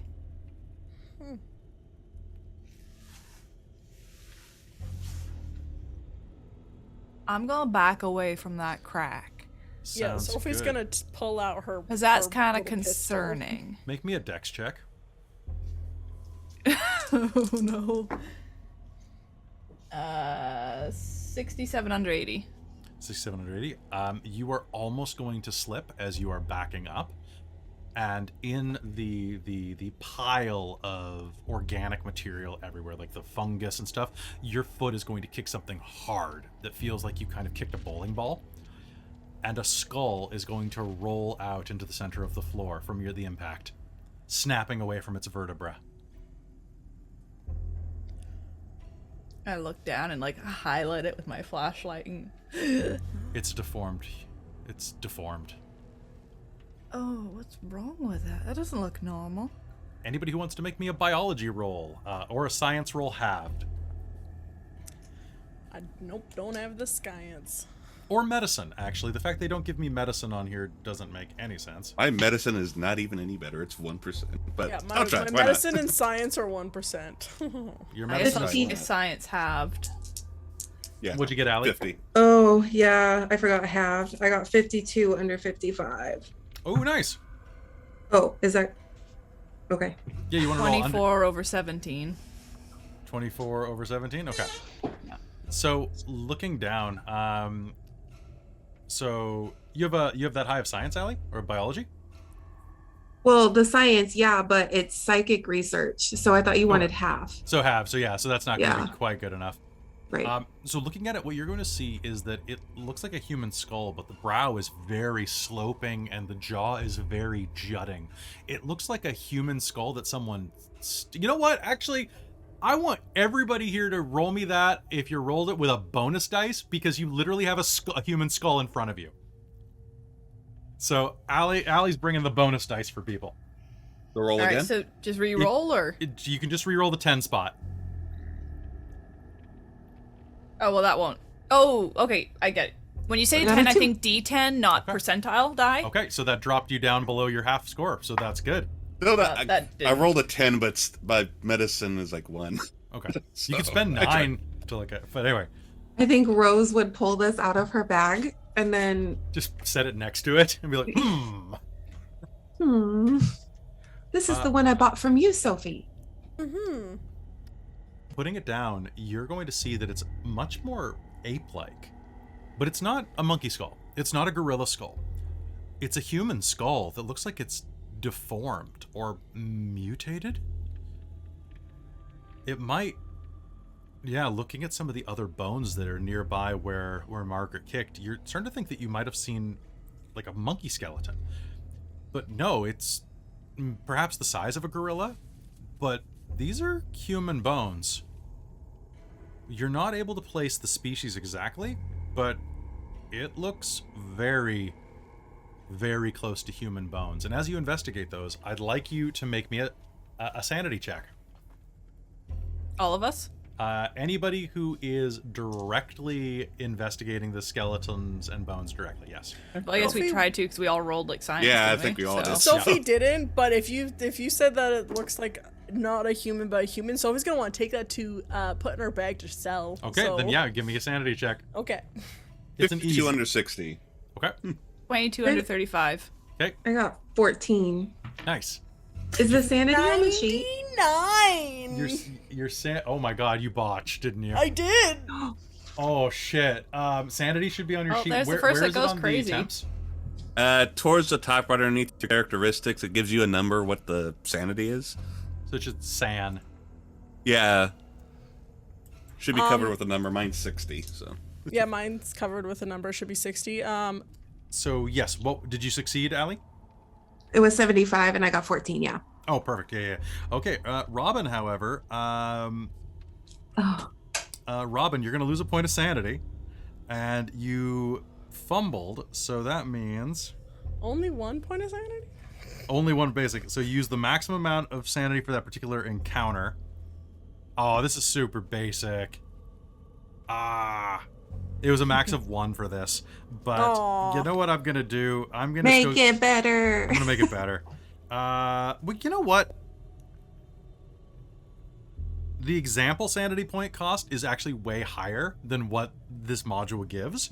So I'm gonna say you're gonna lose 3 points of sanity. Okay. So you are going to reach down and pick up that skull, and as you do, the somehow intact jawbone is going to pinch around your finger, drawing blood. And that's going to be what pushes you over the edge, because as you look at it, you're just kind of see how perfectly like human this is. And it's at that point that you're going to notice it has the same teeth as a human, if somewhat sharper. The jaw is very similar. The rest of you are going to be able to determine that there are no intact skeletons. All of the bones here show evidence of being gnawed on and the marrow sucked out.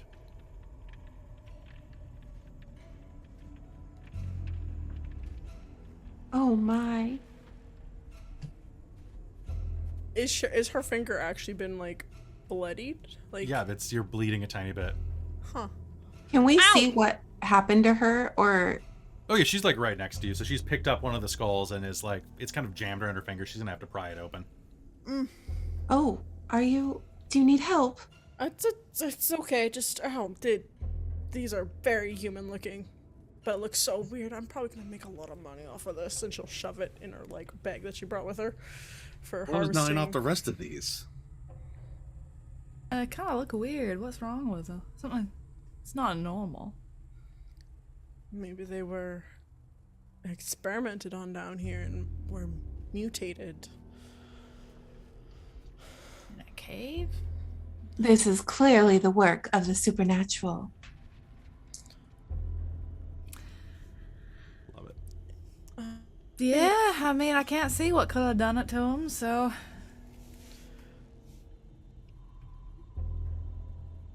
We need to figure out how to get through this cave. Could I? Has anybody spotted anything for Josh yet? Yeah, could I try and look around for the Sure. like? You can start Any heading back. signs? So the cave, kind of where the running started at, probably that would be the best ways to go. As you start meandering your way back out of these dead-end tunnels, you will find yourself in the room that Francis had been exploring earlier. You're seeing the same robed serpentine figures carved in the wall in these murals. This is the first time that you've actually gotten a good look at it. Some of the images will actually show them worshipping an enormous serpent with a crescent symbol on its forehead. Others depict these serpent people and their cities being attacked by giant reptiles. I would like anyone here who wants to make me a knowledge roll, a know roll. I don't. Yeah, I don't see knowledge. Yeah, I Do don't a see that. know roll. Would it just be int or education or? I think it might be education, but hold on, I'm just gonna check what that is because I don't run this no roll. Under an education. Oh, sweet! Alright. I love that. Love Okay, that so for me. under education. Nope. I'm a hard success. I got 33 out of 70. Okay. 97 over 50. Okay. I got 82 over 45. That's just barely not a botch. Let me double check my stats there. If your skill is under 50, damn, 1 point away from a botch. Oh no. You got lucky. Allie, did you succeed? 59. Okay. Mine was 60. Oh, that's great. So both you and Robin are going to look at the wall, and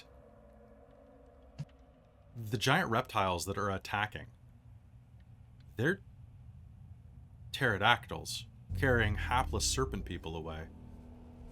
These are they're even more. There's an Allosaurus. There's several other very hyper-specific dinosaurs carved into the wall as you presently understand them with modern science.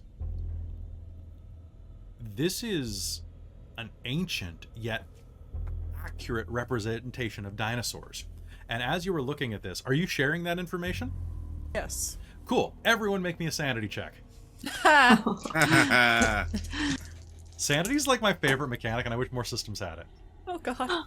98. Yes! 73 over 35. 68 I rolled a over 4. 52. You're like, I don't failed. care. I failed. Dinosaurs? What the? Oh, what? Huh?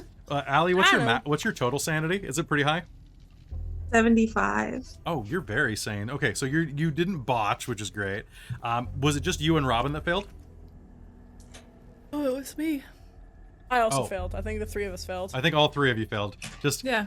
okay. So I am going to say I'm surprised the spiritualist is so sane. You wouldn't really think that, right? Okay, I kind of like that twist, actually. That's pretty funny. Okay, Allie, you're going to be a little disturbed by this. You are going to take 2 points of sanity loss. Robin, you're going to take 3. Yeah. And Christine, you're going to take only 1. All right. So looking at this, that's going to be enough to disturb you a bit.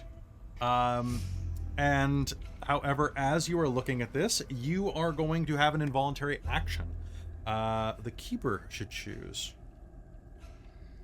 So I need to ask you all real quick. Put your hand up if you are fight over fight and flight.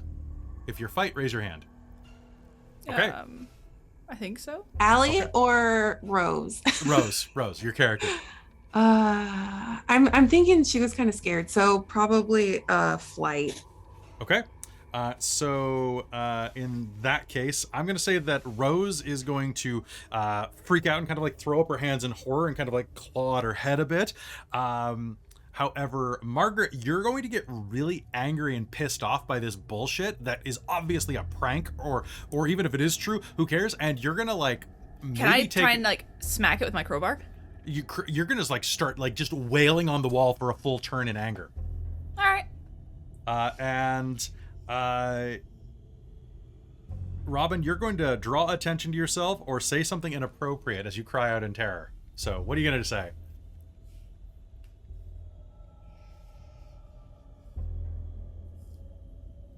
I didn't realize the dinosaurs were fucking snakes back then. Okay. And so, Francis, you're going to look at this and be like, what the hell? And I think like Margaret's like kind of probably inarticulately kind of roaring at it as she like hits it with a crowbar and kicks the wall or something. What the hell are you all doing? No. Oh, I didn't sign up for this babysitting gig. Okay. So, Allie, as you back toward the wall and kind of like just like you put your back to a wall,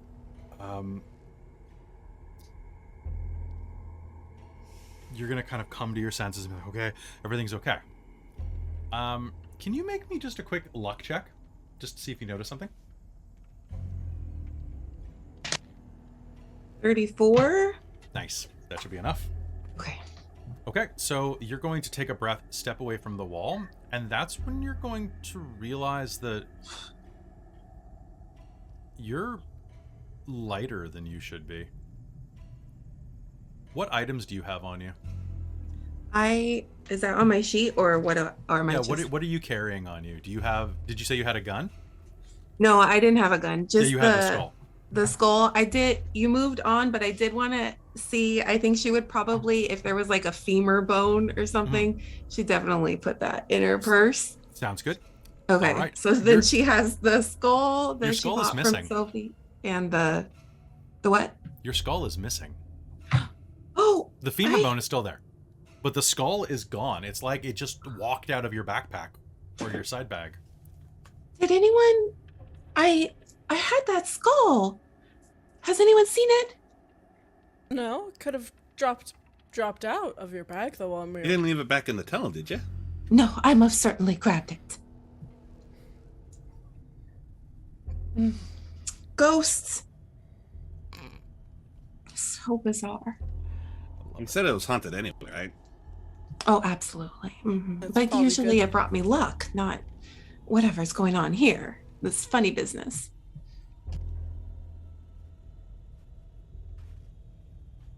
Does anyone else feel that? You know, that it's much lighter in here. I feel lighter. Well, if you're used to carrying that skull around, I'm sure it feels like you're not used to having it. Should we keep going? We need to find Josh if he's... Margaret's huffing a little bit after having like fully physically vented on this wall. Why were you so angry at the wall? I don't know, it just pissed me off. You've done Do we carving over there. remember?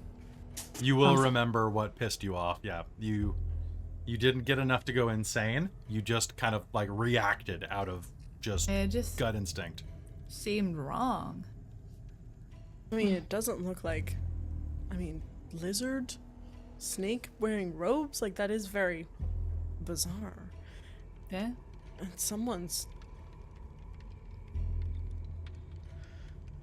Do these look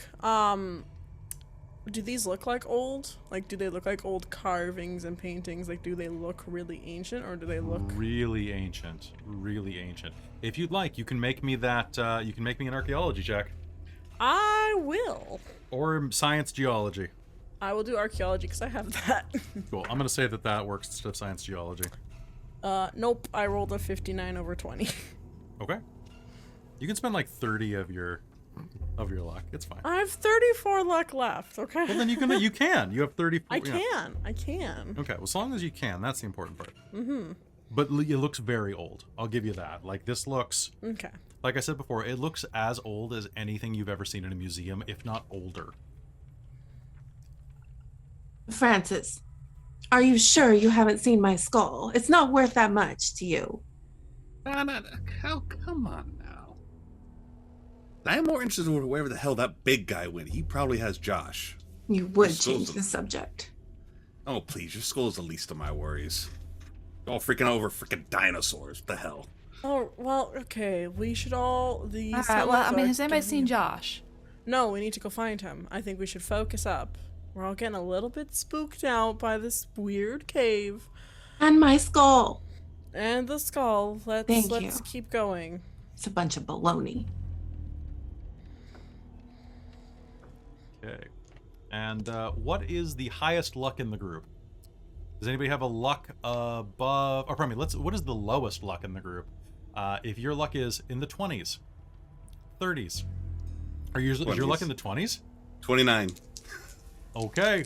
I've got What? 40. I got 34. Okay. 50. What was your luck at? 29. You are so goddamn lucky. I rolled a 25. Oh my god. I was like, there's no way I'm not just going to kill you guys right now. This is great. Okay. I love being able to say that in Call of Cthulhu with a straight face. Oh, that's so good. Okay, so looking around, you can see that there is a side tunnel that you could head toward. It's opposite the direction that you originally came through and chased that shape that you thought you saw.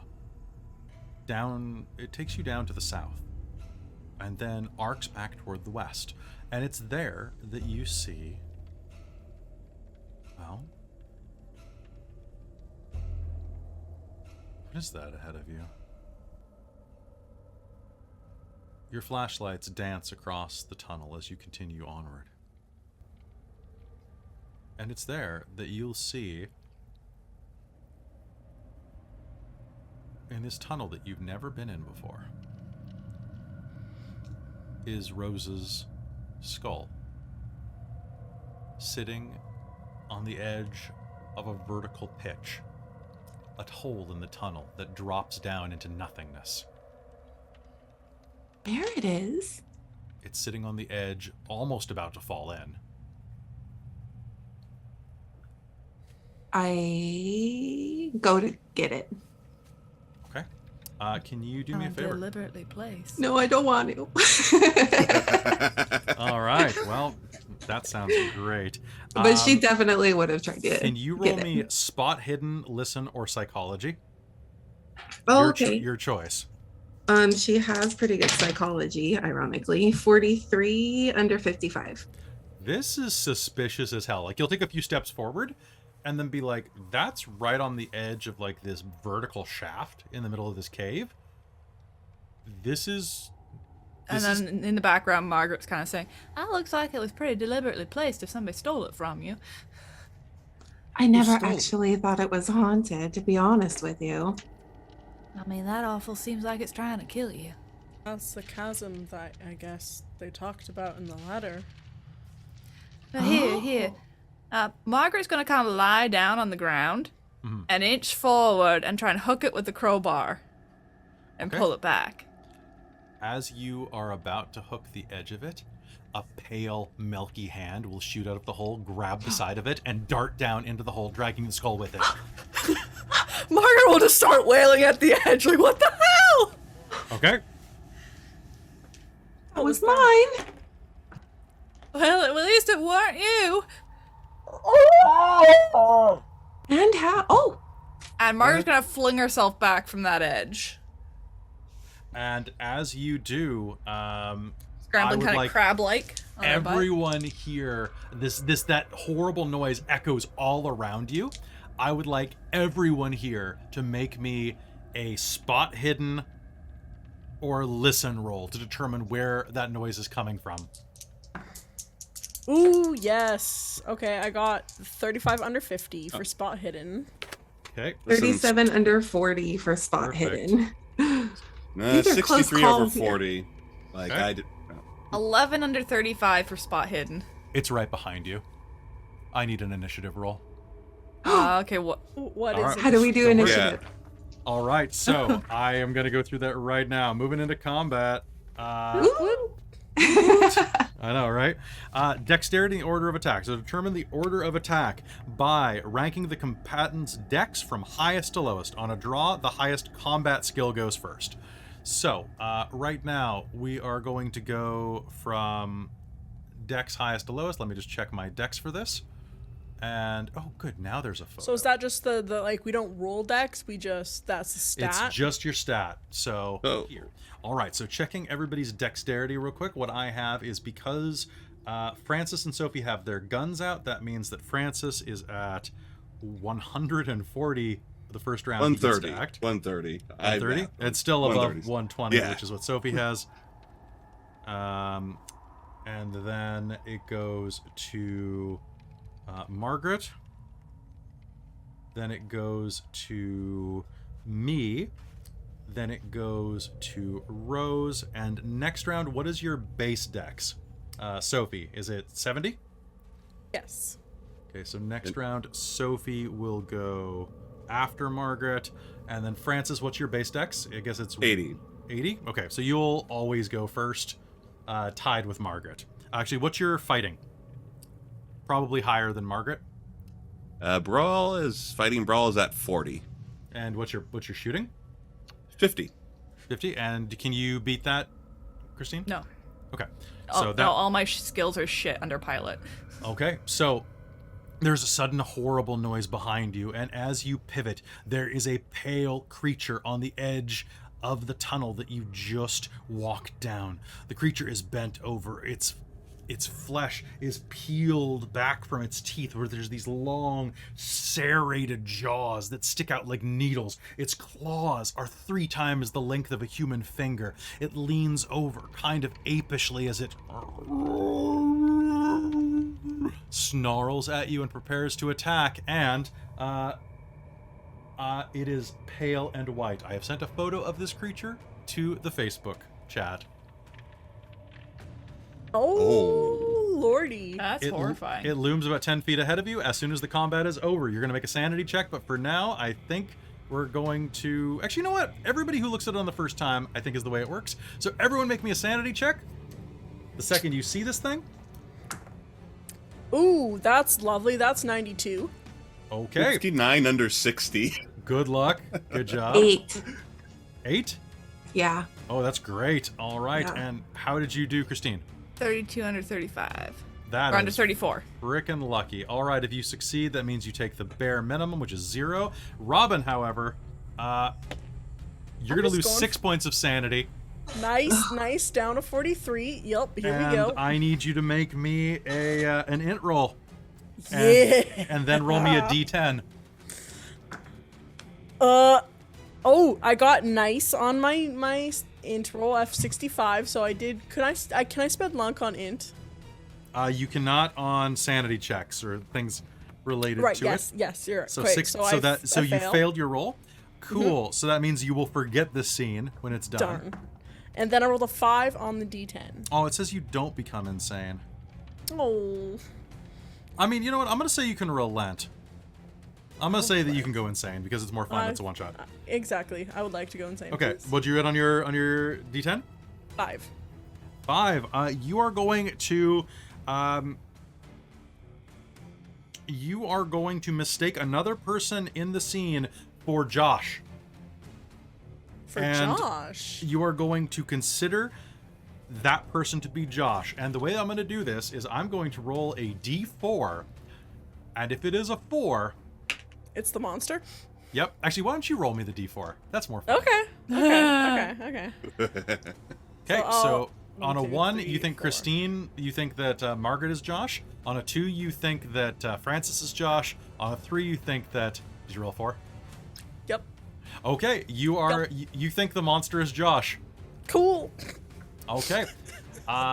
And that's so much better. I love it. All right, so heading into initiative, Francis, you did not hear this thing coming as it snarls up behind. You don't know where the sound is coming from, so you lose your first round of combat. Sophie, you turn and see Josh behind you and have your gun drawn. What do you do? So the picture you sent us, it looks covered in blood and stuff. So yes. is Josh looking like he's bleeding? He looks like he's covered in blood. He looks so badly damaged. Oh my gosh, Josh! She's gonna like drop her gun and run to him to give him some medicine. All right, that sounds great. Margaret, what do? You see her run over to comfort this creature, this snarling mass. I'm more concerned about fumbling my gun out of my pocket. Okay, so you're going to fumble your gun out of your pocket and you can take a shot. Yeah, I don't know this chick very well. I don't care. That Okay. thing's horrifying and nightmare come to life. Okay, so ranged weapons, you can fight back against the thrown weapon only. So fighting back is where we contest roll and I try to win versus you. You can always dodge a thrown weapon, and the damage bonus, blah, blah, blah. Firearm attacks. You cannot dodge or fight back versus firearms. So this is base range. You require a regular success to hit.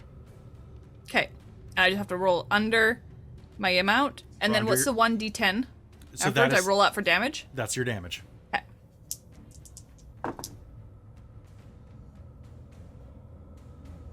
19 under 30. Fantastic. All right, so give me damage. How many hit points do I 7. have? 7. Okay. Firing out behind you. Sophie, you're going to hear a gunshot echo through the chamber as a bullet strikes Josh in the chest. And your friend has taken a shot at Josh. And, oh God, he's bleeding so much. You're going to rush up. And that is going to be a very good hit. I'm going to say that you don't get a fight back while you think that this is Josh. Josh lashes out in pain at you. And that is going to be fighting maneuver. Surprise, fight back. Okay. Okay, that's going to be a hit. That is not going to be a crit. But that does mean you are going to take... I should have grabbed more d6s. Okay, you are going to take 10 points of slashing damage. I have many 1 hit- HP left. Okay. So this thing has long serrated claws. It is going to lash out at you. It is going to tell you what. Tell me where it hits you. Here, or lower. I'd say probably like chest, like torso, upper torso kind of chest area. It rakes across your chest and you feel these long, tenderless, knife-like fingers jab into your abdominal and hurl you against the wall. Blood is going to spray everywhere as you hit the wall and slide down to the ground. Rose, it's your turn. What do you do? Can I throw the femur at it? Yes, you absolutely may. It may try to dodge as a counteraction. Okay. But what we're going to do is you're going to use throwing. So a thrown weapon is going to be dex divided by 5 feet of the attacker. This is about 20 feet from you. Dex divided by 5. Oh, actually, no, he can't dodge back. He's not close enough. So you can just throw it at him. And to do that, you are going to use throw. So what's your throw score? So it's under throw. Move up at the top where it says characteristics. No, under your skills. So Investigator skills. yeah, it's just above track. Oh, no, I don't have 20%. 20%. All right, so you can throw. Go ahead and throw. That's a 72. Okay. All right, so you're going to grab the femur and throw it. The monster is going to snarl and smack the femur out of the way. And snarls at you and starts to advance on the rest of you. Francis, it is now your turn. You see Sophie hit the wall in a geyser of blood as she strikes the wall. And there's this creature advancing on you from behind. It is quite badly shot from Margaret's shot. What do you do? Okay, for hanging, how many shots can I take? I know there's a penalty, but it doesn't Multiple shots. is Is it always 2 or 3, or does it depend on the gun? Depends on the gun. So what's your gun's rate of fire? Well, we don't know because we just have handguns. So you take a penalty So dice. So you take a penalty. So a handgun can fire 2 or 3 shots in a round, but each shot gains a penalty dice. So basically, you roll with disadvantage if you take multiple shots. So if I fired 3 shots, so all 3 shots get a penalty, right? As far as I understand. As far as I understand from my quick reference, yes. Okay. Well, then I'm going to try to take 3 shots at it because... Yeah, go ahead. Oh, dog hi. Did you just feed your dog a dice? No, he just pushed my hand. I was like, The monster approaches. Hi. And I'm going to use luck for the first shot. Because I rolled a 57. Can I? Actually? I'm just double checking. Luck cannot be spent on damage rolls. Yeah, it can be spent on combat. It can or can't? Can yes. Can it? Just Okay, not then on it's- damage. It's not damage. So I'm going to spend 7 luck to succeed on the first hit, and I'm going to take 4 shots. And you succeeded with disadvantage. Good job. And I also succeed 43 under 50 for this one. Okay. Even with the disadvantage dice, you're lucky. And I'm going to use 1 more luck and make this an even 50, so I succeed all 3 shots. Okay, roll me 3d10 then. I need more d10s. And Your facial hair is dancing it's around your hilarious. face. It's so funny. Every time you turn, it's like you have worms under your skin. Which It's the lighting. soon. Someone. Okay. Because I get d4 damage as well. So, do you need it separately or all together? Just give me it all. I grabbed the wrong dice. So was All the right. 5 for how many rounds? I think this is Josh. Yeah, but you'll be like, Josh, why? Josh, why? Yeah.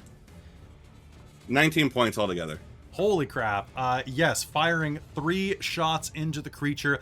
It lunges for you, and as it does, you're gonna pepper it with shots from your handgun, and it's going to fall at the ground. Its claws actually, you know what? Its claws are going to tear 2 buttons off of your shirt as it falls dead in front of you. And we are going to be out of initiative order at this point. You just killed Josh! Ah! That was not Josh. The monster. Sophie, have you lost your mind? That's is not Josh. Josh. Can't you see that's Josh? You just... No, it's not. Can I grab her by the 3 shoulder? against 1. Something slops out of the front of her blouse as you grab her. Oh, Would anyone like to do medicine or first aid? Margaret's gonna try first aid. Okay, so first aid. Go ahead and make me a check. Can I assist in any way? Yes, hold on one moment though. Okay. So, I'm backing up. Robin, I forgot to read a rule. So I need you to make me a con check Oh, okay, yeah. to not just pass out, Ah, okay. Oh, because you suffered a major wound. Yeah, I got great hard success. I got Okay, so 26 you are under still 50 conscious and still damage. babbling. Sounds good. And Christine, what did you get on your roll? Okay. Well, you said wait, so I I'm haven't sorry. rolled. Please roll me first aid. 1. I got 1. You got like a nat 1. Yes. Holy That's shit. 1 out of Um, Dork Tails. Okay. Damn. Yeah, that's definitely the 1, not the 7. They're very similar, but it is 1. Okay, you know what I'm gonna do for you? I'm gonna say on a critical, you are going to be able to stabilize the wound well enough I that I grab like Francis's overshirt and pull off my aviator scarf and bandage her up, holding everything in. Okay, so let me just see what happens on a crit first aid roll. 'Cause I don't think Francis, give me your shirt. It just says on a successful 1 HP, as well as rousing from... It says if it's used on a dying character, it extends the character's life so that medicine skill can be used. Okay, medicine so skill can what heal I'm one gonna d6 say right hit now points. is that you're gonna gain 1 hit point back. Yay! And you're gonna gain 3 more because I just rolled a 6 on my D3. So I'm gonna say that basically Christine's gonna be able to perform a medicine roll. So you'll gain 4 of your hit points back because of that 1 in 100 chance of stabilizing you. She pops Wow. She pops your liver back in. Tucks your lungs back up. Squish. gives you a little boost to the girls and sends you about your day. You know. I mean, I think the girls are basically lacerated at this point. Yeah. You know what? It's They were time. kind of in the way. Okay, so that is what you are going to. You're going to be able to stabilize at least. All right. I think I no longer have my scarf. It's all bloody around me. Just. And honestly, It's holding you together. what you're going to notice as that slashes, there are a couple of deep puncture wounds that look like they missed most of her internal organs. It's you are mostly just lucky. this slash that like a little bit of intestine poked out. I mean, this is bad, but you were still lucky. She got real lucky. And I don't remember once I forget that that's not And Josh, right? yeah, you're just going to forget everything that happened. You just know that like you just remember pain. What happened? I mean, is the monster still there? Yeah, its corpse is still laying on the ground. Wait, does that mean you get a sanity check again? Because technically you're encountering it for the first time. I'm gonna say no. Because that's just a loop of screaming. I'm gonna kick its head. Sophie, you thought that fella was Josh. What? I don't remember that. What? I kind of feel like, Sophie, maybe you should walk in the middle of us now. Maybe. Because you seem to be misseeing things a lot. You That's were acting twice. very strange. Twice. And you almost died this time. Oh. Look at yourself. You're a mess. Oh. No, thank you. Don't poke at it. I won't. That's holding your organs in. I need to find Josh and get out of here. We need to find Josh and get out of here. Assuming he's still alive at this point. Well, I was gonna say, potentially we need to start considering cutting our losses and just getting out of this place was obviously bricked off for a reason. Let's just go. Should we go back the way we came or keep going forward? Well, I mean, there's that pit in front of us, so I don't know that we can go forward. Forward is There's down. no way around. We can only go down.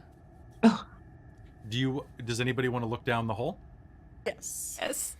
Okay, so I was just gonna say I'm gonna shine my flashlight down to see how deep shining it is. down the hole, what you're going to see is that there's a cavern floor about 20 feet down.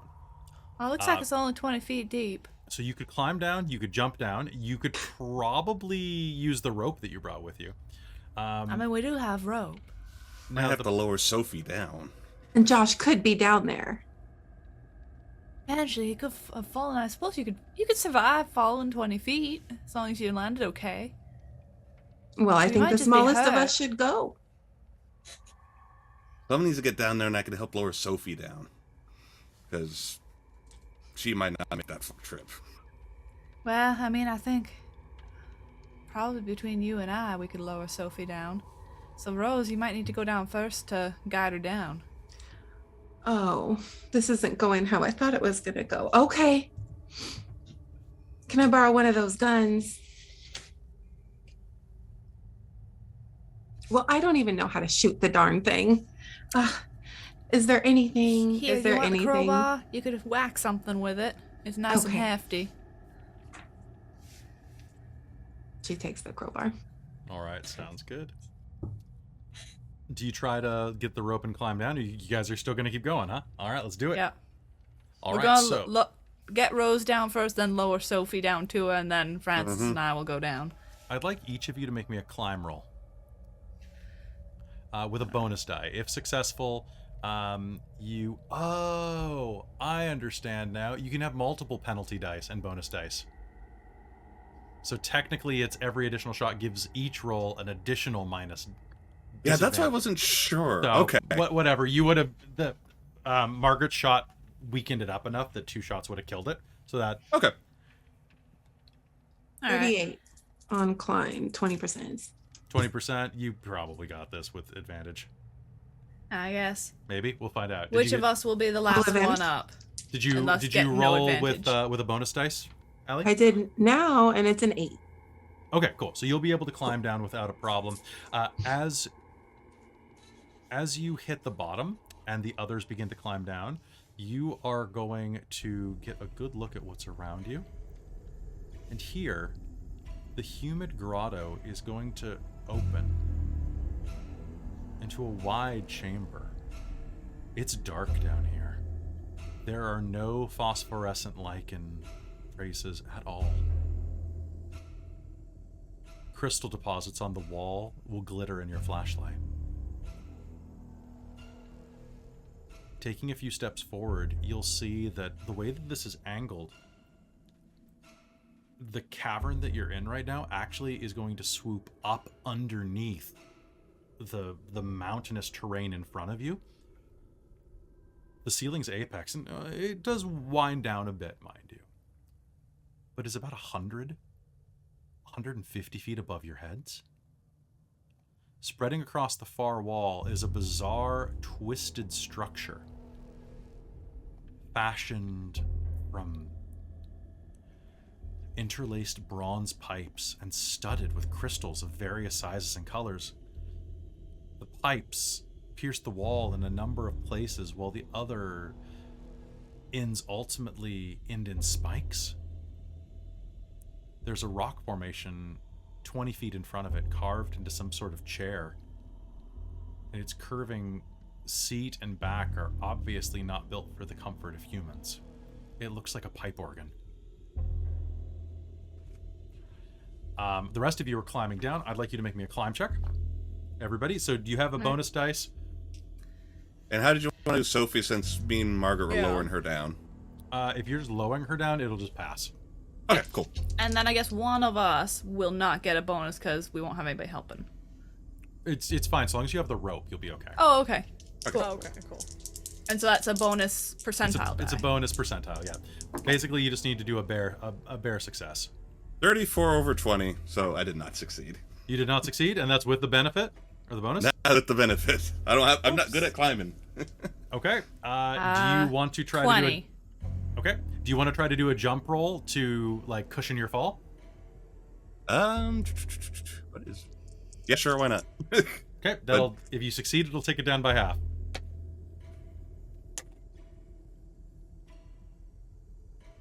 Didn't succeed. Okay. You are going to hit the ground hard and take 4 points of damage as something in your ankle snaps. How many hit points do you have total? 13. Yep. Something in your ankle breaks. And you will sprawl out on the ground in pain. The rest of you are going to be able to climb down without a problem. And looking around, you will see this organ in front of you. Behind you, Francis hits the ground in pain. What do you do? I guess I'll try a first aid check to maybe wrap his ankle. Sounds good. Anybody, you make me a luck check. Sure. Okay. And I hand her my hat to maybe like 37 under 40 for luck. Okay. You can see that in the commotion above, Rose did grab that femur again. Oh, good. So- Rose, can I have that femur? Oh, sure. It'll make an excellent splint. Oh, So I give her the scarf on my head and the femur. Okay. Mostly I want to 11. get nothing off. 11. 40. Okay, so you'll I seem to be regain. good at first aid. You'll regain Nice. 1 hit point, Traz. Wait. As you, so you're going to regain 1 hit point, Traz. Looking around, you can see that some of these spikes have things on top of them.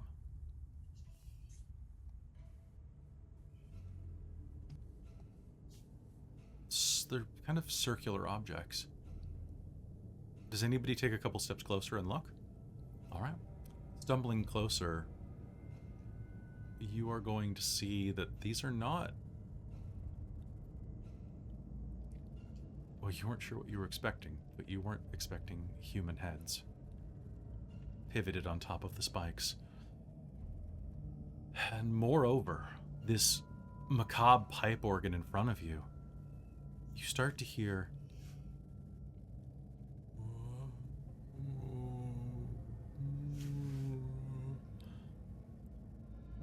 a sound coming from the heads, moaning softly in an alluviating chorus, kind of this undulating sound. The heads are not skulls, but leather-fleshed human heads that have been preserved. Their eyelids are closed, their mouths and the muscles of their throats move as they softly sing. Some of the heads are light-skinned, while others are absolutely men and women of African descent. It seems that the slavers and the slave alike fell prey to whatever put them on these pikes. The song issuing from the peaceful heads has a sort of beauty to it.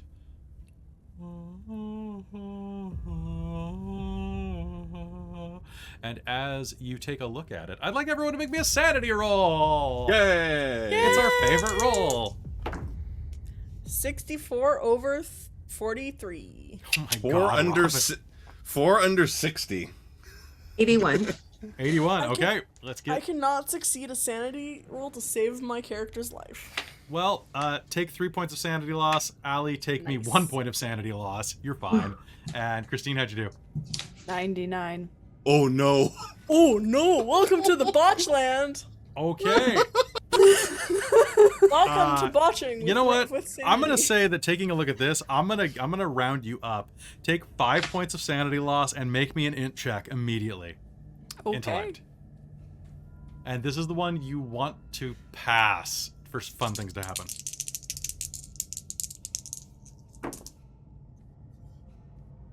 Oh, I'm sad I haven't passed it. 15. Okay. Under 50. Yeah, Okay. I definitely passed. Okay. So God damn it. Why couldn't that roll have been earlier? So you know what I'm gonna say? Oh, Robin, what's your how much sanity have you lost today, and is it more than 1/5 of your total? And probably is. Yeah, it's about a third of my total. Cool. You know what, Christine? It's a one shot. You became insane. Roll me a d10. 10. It came up DuckTales. Okay. You are going to roll me percentiles, please. 36. You're gonna gain a mania. You're gonna gain dipsomania. You have an abnormal craving for alcohol. So you are going to freeze in place and just kind of like start drinking out of your flask compulsively. You have a mania. Whenever you are subject to any tension at all, you must drink. Okay. What happens when I run out? You have to drink alcohol. You will start panicking. All right, so I'll start feeling Francis up for the other bottle then. Do whatever you need. It's honestly, you'll do anything to Trying get to it find at it. that point while you're insane. This is going to last for 1 hour. All right, I'm definitely going to be feeling Francis up then. 'Cause I'm Unlike- going to run out. I've got a little flask. Unlike While Robin, she's trying to get more from Francis, Rose hands her a hidden flask that she had. Nice, I like it. Enabler. Robin, you are going to gain indefinite insanity. Yes. No investigator is simply able to shrug off, blah, blah, blah. So, what you are going to do is... I played a win, motherfucker. Okay, roll me a d10. Let's see what you gain on a bout of madness. Yay! I rolled a 1. Oh my god. Do you want this one? Or do you want to reroll? I'll allow you to reroll on this one. What? I don't know. Do I want it? I'm not going to tell you. Do I want it? Do you know me? Would I want this? It makes it'll change your role playing. I'm fine with that. Cool. You have no memory of the entire day before you left the hotel. You suddenly blank and have no memory from the last moment that you were in a place of safety. So I have One moment you were eating remember- breakfast at the hotel, the next now you were I'm standing here. in front of a pipe organ made of human skulls, or human faces. Cool. Well, we can't rely on Sophie to get us out of here. She don't remember the way. She is cracked up. Okay. So that's going to be rough. So you see this thing in front of you. What do? There is this immense, uncomfortable seat in front of you, and these sounds are warbling across the air. This, What? Where are we? What? I was. Oh no. We're in the now bloody what? cave, Sophie. What do you mean, where are we? I was just at breakfast. We were just having breakfast at the hotel. That was hours ago. No, Had that wasn't. Weird reactions to some weird stuff happening. What do you mean? No, we were just at the hotel. Like, No, we weren't. we were. We've been in this cave for hours, dear. It's probably like No. mid-afternoon by now. No, Yeah, no. like you didn't have that wound this morning. Just saying. Yeah. Ah! Aren't you sore? Yeah. What? How did I? What did you guys do to me? Oh, Did you drug me? Is that what happened? What happened? Sophie, I don't give a rat's ass enough about you to have done that. Listen, whatever. I am wealthy. I can pay you off. Whatever. Just Sophie, we're in the midst of some crazy ass fucking cult. Chill. And she'll start drinking again. And she'll be like, how can I chill? wait, we need to get out of this together. Yeah, we do. Last thing I woke up was in a hotel. Now I wake up and I'm Yeah, it seems to be grossly your injured. reaction when you get a little overwhelmed, you forget everything. If we survive this, you might want to get that looked at. Like, no, let's not talk like that. We're going to get out of here. I think seeing a doctor might be a good idea, though. Don't hook me up. Which Margaret's accent keeps getting harder and harder the more upset and worked up she gets. It was pretty light to begin with, and now it just keeps going devolving down. That's fine, And it's she's fine. just like, I've seen some shit. All right. All right, What the hell is we that haven't thing? found Sophie, because you don't remember. We got to the house and Josh didn't answer, and there was a cup of coffee near the basement. So we figured he'd gone on ahead. He'd gotten too excited. We're trying to find him. We haven't found him yet. However, we found some pretty horrifying things down here, and a goddamn monster, which is what did that to your tummy. Well, I mean, yeah, those looks. We're currently in a cave that we had to drop down to. We tied a rope, though, so we should be able to get back out. Well, at least we can pull you up if I can get up and out. Francis might have some troubles now because he managed to break his ankle falling down. Wouldn't be the first time I've broken a leg. But we should try and be careful, have a look, see if we can find Josh, and if not, we need to get out of here. Yeah. And I think this place needs to get bricked back up again. It needs obviously to was be for a torn. reason. Yeah. Oh. Let's go. I okay. At this point, Josh is a good friend, but I'm not gonna die for him. no. Or end up like this one. I'm in that too. Those are Do any of the faces on that there's organ some look like bodied Josh? heads and they're They do still not. Okay. singing. Good call though. That's And Rose, she still Margaret's has that gonna pen. take another drink from the flask. Can she poke the altar with the pen that she had earlier? You totally can. So it's more of a pipe organ than anything, really. But you can go up and sit in it if you like. She's definitely gonna walk closer and investigate and start looking around it, and then, this is very interesting. Sophie, if you remember the gosh darn thing, you might be interested in this for your antique shop. And then she'll sit down on it. As you sit down, the singing suddenly goes and becomes much louder, more complex. The harmonies are nothing like you've ever heard before. And everyone here, make me another sanity roll. Yay! Hey! You're welcome.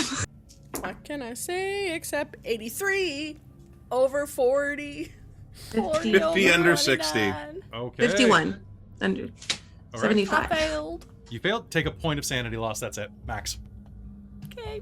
Everybody It's else gonna get loses. harder and harder to save. Oh, yeah, I I'm at apologize. I apologize. Everybody earlier who saw this and did not fail the roll still loses 1 point of sanity from seeing the heads.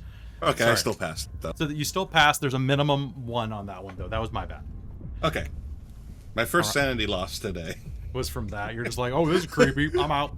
All right. And as that happens, I would like everyone to make me a listen roll with a penalty dice because of how loud this thing is singing. Uh-oh. Okay. Oh. Nope. 23 under 20. Or 40. 23 61. under 40. Okay. 59. 62. Okay. One over 25. Everyone who succeeds, you are going to be able to alert your friends as the sound of the wailing draws attention from the south. Pardon me, from the south tunnel. Let me check that real quick. From the tunnel that connects to the vertical shaft. You are going to hear that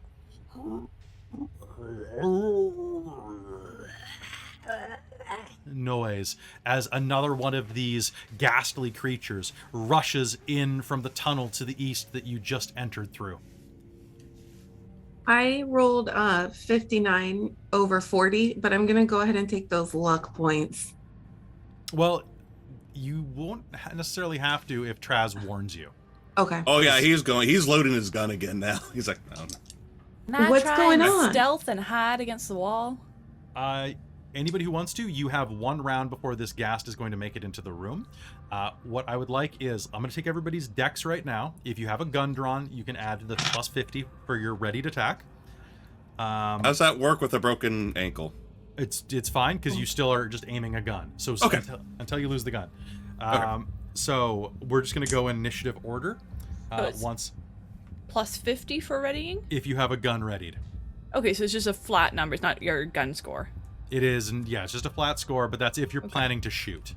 Well, if he warns, I kind of want to get out of its sight so I can maybe shoot it by surprise. Okay, I'll allow that. So, like, I figure it's right there in my pocket all ready to go. I just need to pull it. Sounds good. So that will be based on your initiative score. So what's your total? So, Sophie, I have you at 120. Okay, and then I've got Margaret at 130. What And is it? The dex plus what? So it's dex, and if you have a firearm ready, it adds 50. Or if you have something that you're planning to throw, I think. So if you... The crowbar. Yeah, if you want to throw the crowbar, I'll allow you to add... Oh, sorry, it's ready firearms only. Damn. Firearms Okay. or spells. Okay, so it's going to be Traz. Francis is going to be... It's going to be Francis, Sophie... Francis, Margot, Sophie, Gast, and then Rose. So you will hear the sound of this thing clawing through the side. If you want to make me a contested stealth check, anybody who's trying to hide, versus my spot hidden. Cool. Yeah, I want to hide and take a shot only if needed. Yeah, same. Yeah. After what we just saw, Rose would definitely try to hide behind that organ or something. You But can I hide got a behind 40. the chair for sure. So what'd you get? Okay. 4. Three. I rolled a 4. 98. Oh my damn it. god. Well, I guess you drew attention for us What's your then. stealth score? Oh, my stealth is 20. It's Okay, just the base. you are going to you're gonna try to hide. You're gonna lean back, and as you do, it's the equivalent of this organ of sitting on the keys, and it's there's the screaming is gonna draw attention. However, that's great because this is a very long chamber, and the ghast is going to burst through the door. Anybody who got less than a 36 succeeded. Okay. I got a 40. I got a You 3. can spend 5 points of luck. I don't know how we Sure. did that, Traz. 3 and 4. Okay. Well, we're both of us are like, no, we And don't then I want did a anything to do with this. 98. It's gonna burst through the door, look at Sophie, and start charging with nothing else. And that means that Francis and Margot, both of you can make me a firearms roll. You can Alright. fire Yep. multiple bullets. Each additional shot beyond the first gives you a cumulative penalty dice. Okay, so if And I the took first- 2 shots, the first one's flat, and the second one has a penalty die. All shots gain the penalty dice. Okay. But each additional shot has more penalty dice. So the Yeah. second shot has 2 So it's penalty not my dice. just skill's not disadvantage. very high, so That's fair. I will be taking those shots because, yeah. I'm gonna go flat. Okay. Well, I rolled 36, so I'm going to use 6 luck points to get down to 30. That's going to be a hit. Okay. First roll's a 97 over 50. That is not a botch because you have 50. Oh, thank goodness. Okay. So your first shot's going to go wide and off of the wall. Okay, so I roll a d10 then. You roll a d10 for the first bit of damage. Second Aha, shot, Dork kills, so it's 10. Second shot is a hit, Okay. and third shot is not a hit, but it's not a botch either. So I only got one hit. Okay, roll me a d10. And Christine, did you shoot multiple times and hit any No, time? I just shot the once because I didn't have the 'Kay. very high skill. 9 points of damage. 9 points of damage. Okay, So 19 total between the two of us. lurching forward, this creature is going to snarl and tear across the room. Your first shot is going to catch it high in the chest. And your second shot is going to ping off the wall behind it.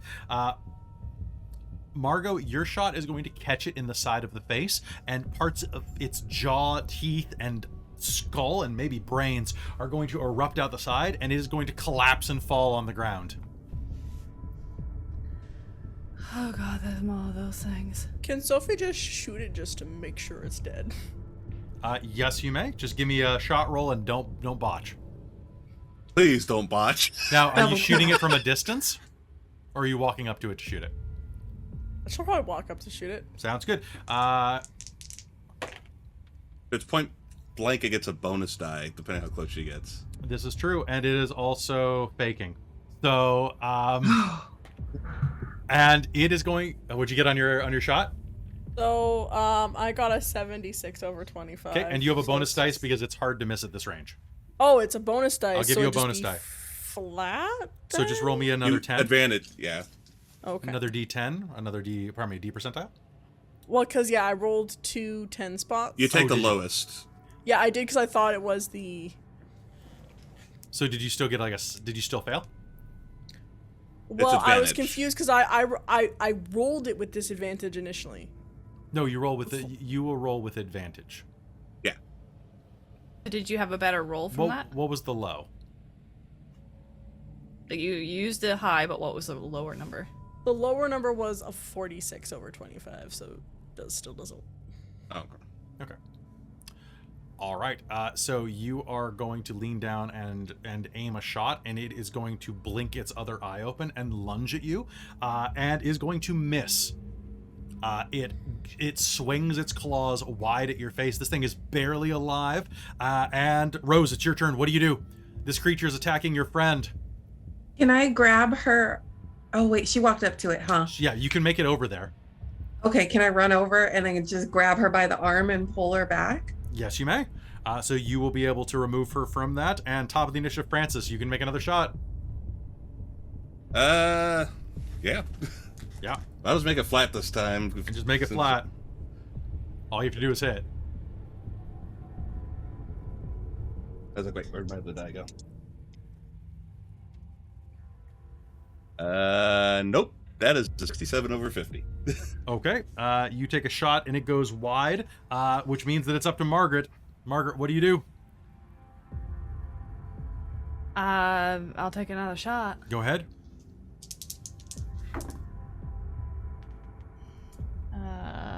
That's 25 under 30. Okay, your last shot plugs directly into its chest and it falls down, definitely dead this time. It had 1 hit point left. All right. Nicely done. Let's get out of here. Those are some good shots. You've done this before? I mean, just a little sport. We could visit about this later. Let's get out of here. Yeah. Out of the corner of your find Josh. eyes, What? out of the corner of your eyes, you are going to see a scrap of fabric laying. Well, no, not just. Yeah, you're going to see something shiny out of the corner of your eye. I'd like everyone to make me a luck check. Person who rolls the luck check is going to find it. I'll make you luck checks. Everybody can. Okay. 71. 21? Anybody beat that? No, 71. 7 under 21. Ha! 71. I think Francis gets it.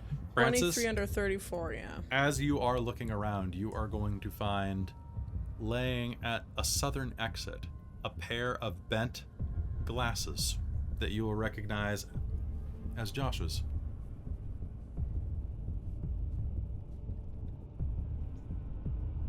Pick him up. Or is it near us or is it farther away? It's about 15 feet to the south, so there's a south passage that leads out of here. What you got there? These are Josh's glasses. That's it. Let's go. She's gonna Yeah. just turn around and start walking. Okay. Yeah, like he was probably eating. I don't want to stick around and find out what the hell is still down here. No. His cigarette, his clothes, and she's walking away. His cigarette, his clothes, his glasses. Okay. Margaret's gonna try and like sneak up to the edge of a corner and peer around and see if she can see any further down. Okay. Make Just me to a spot. see if there seems to be any point in continuing. Make me a spot hidden roll. 19 under 35. Perfect. What you are going to see is that the tunnel elongates beneath you, and looking down, quite a ways, you'll creep down the tunnel a little bit, and you can see that a good couple, good. Let me check the key for size real quick. Boop, boop, boop, boop. A good, 100 feet down a straight-ish tunnel, you're going to see that there's suddenly light again. It's lichen against the wall there, and down there you can see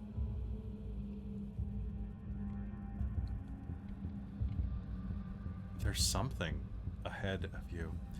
It's kind of, well, as you look down, there's something kind of calling out to you. Can you do me a favor and make me a power roll? A power roll? Ooh.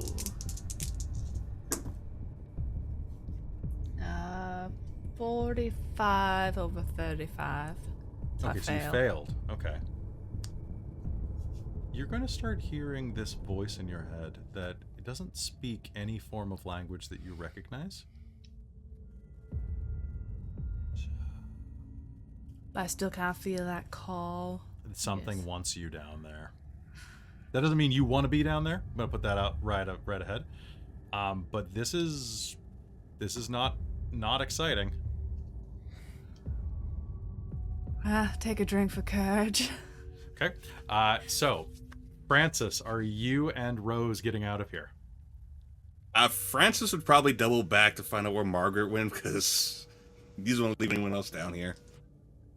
Okay. And she seems very just like, I think she just keeps kind of like she's so into her curiosity at this point, and whatever else is kind of pulling, that she's just kind of obliviously walking a bit, Okay. carefully, quietly, but not really And- realizing necessarily that she's moving forward. So, Rose, you've almost made it out of the music chamber, and as you do, you see that Margaret has left, and Francis is kind of like not sure what to do. What is Sophie doing as you're watching this whole thing?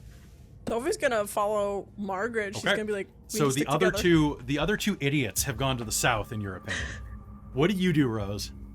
Well, she doesn't want to be alone. So once she thinks like Francis or the others are behind her, and then she looks back and realizes that they aren't, then she'll just turn around and run back to them. Okay, Francis, what are you doing? So you're pretty much the anchor for Rose. Are you going with them?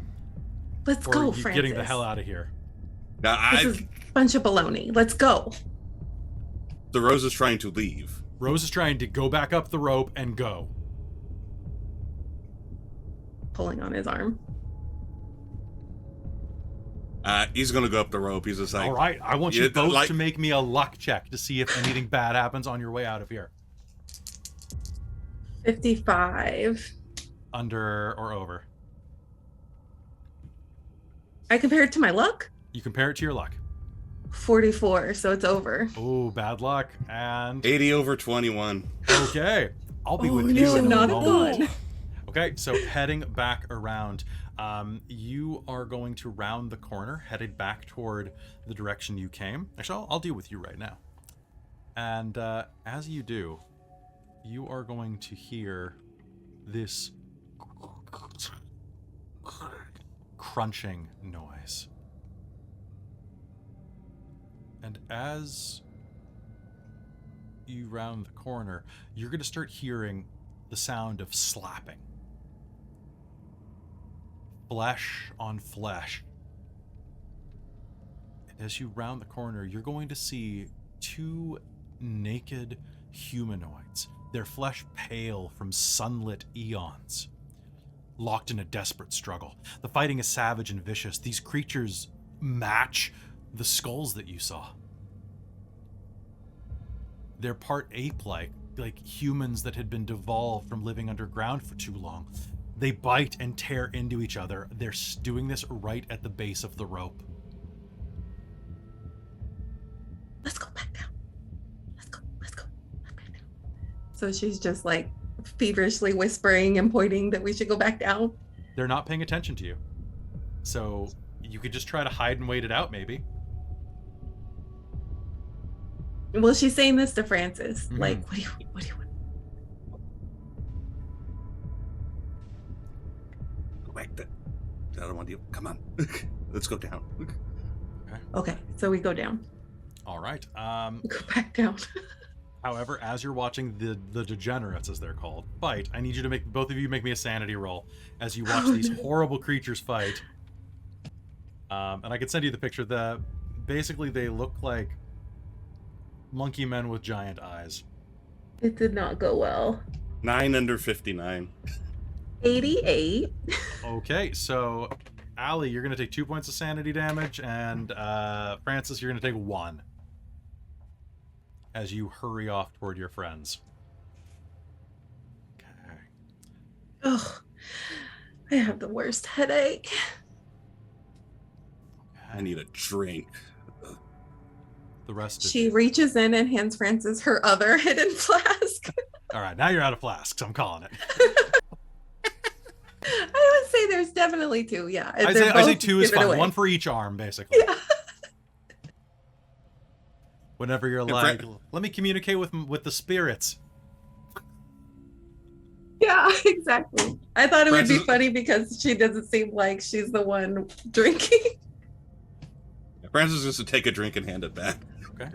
Thank you. Meanwhile, further down the passageway, you head down south, and you can see that there's a branching of the tunnels, leading to a large chamber overgrown with vegetation. And then to the south, you will see something else, something that seems to be drawing you. As Margaret and Sophie make their way progressively southwards, you are going to come to a cleft. And it is there at this fork that you, Margaret, and Sophie reach that you are going to see and feel this thing at the rightmost branch of this passageway calling to you. Do you proceed or do you head to the left? I think proceed. Do I spot anything that makes me think maybe Josh came one of these ways? Mm-hmm. You are going to see nothing immediately here, no. Okay.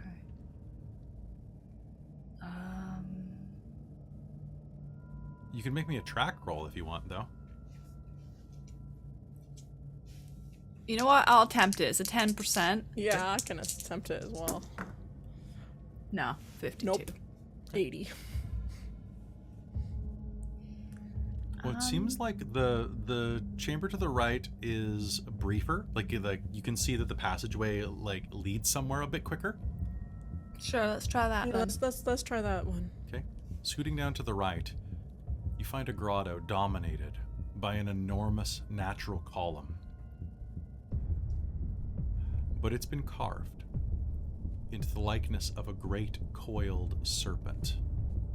And when I say large, it is almost 100 feet tall. Wow. Oh, wow. That is big. That's, yeah. Moving forward, this giant cobra looms over you, carved out of a natural pillar of stone. It has a crescent moon on its forehead, like several of the carvings you saw in the previous scenes. And here, as you are looking at it, I need both of you to make me a power roll.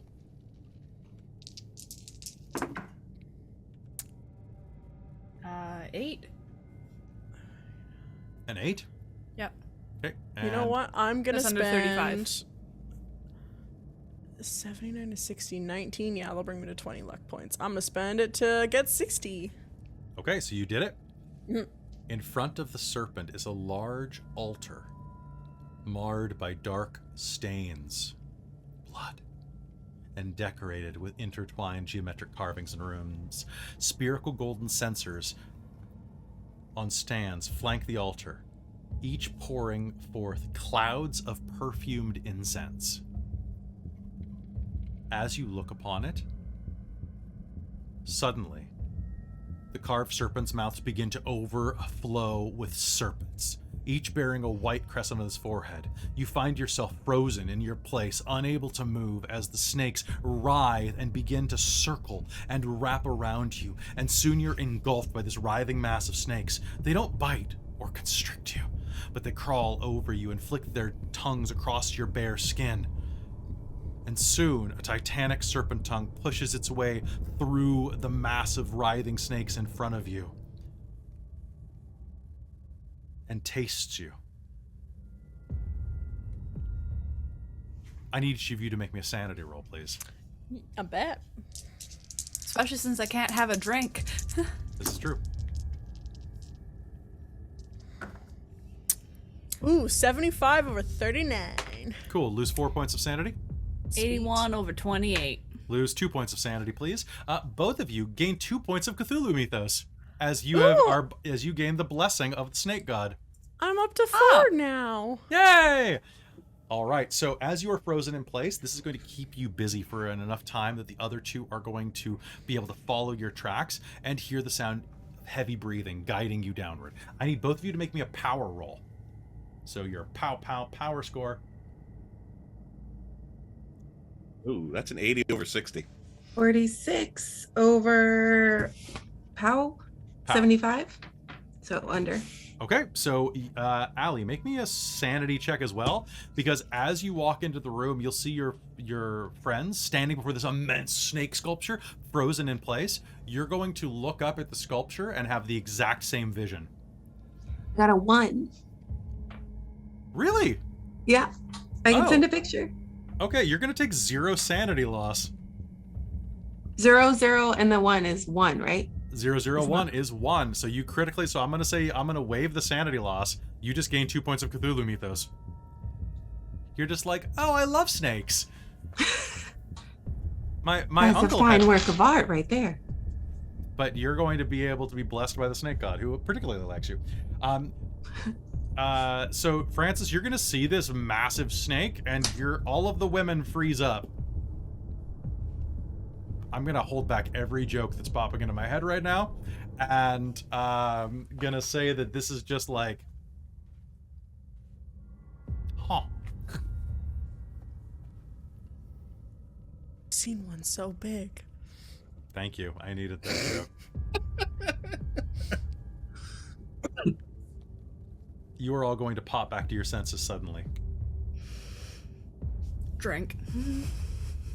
What was... Did you see that? What? The snakes There was taste? like thousands of snakes. Yeah, they were wrapped around us. You all right? I want out of this room. Yeah. Margaret's gonna move on and keep looking. I mean, that's just a lovely statue. I like snakes myself. I guess she's gonna keep going down this hallway. As you look, the three of you, the three women who did see the vision, are going to distantly hear the sound of drum beats. It smells like blood and scale and molted skin all around you, and you are going to see the spectral vision of robed serpent folk walking down the hallway, just barely in sight, like turning corners as you see the corners for the first time. Gonna follow. You continue to head down, and as you do, let's see, you are going to come to another fork, and you are going to see a number of warped creatures head to the left, but a vision of a purple and black robed monstrosity head to the south. Which way do you go? East or south? I think south. Yeah, south. As you head down, following this short, maybe 50-foot long, winding passageway,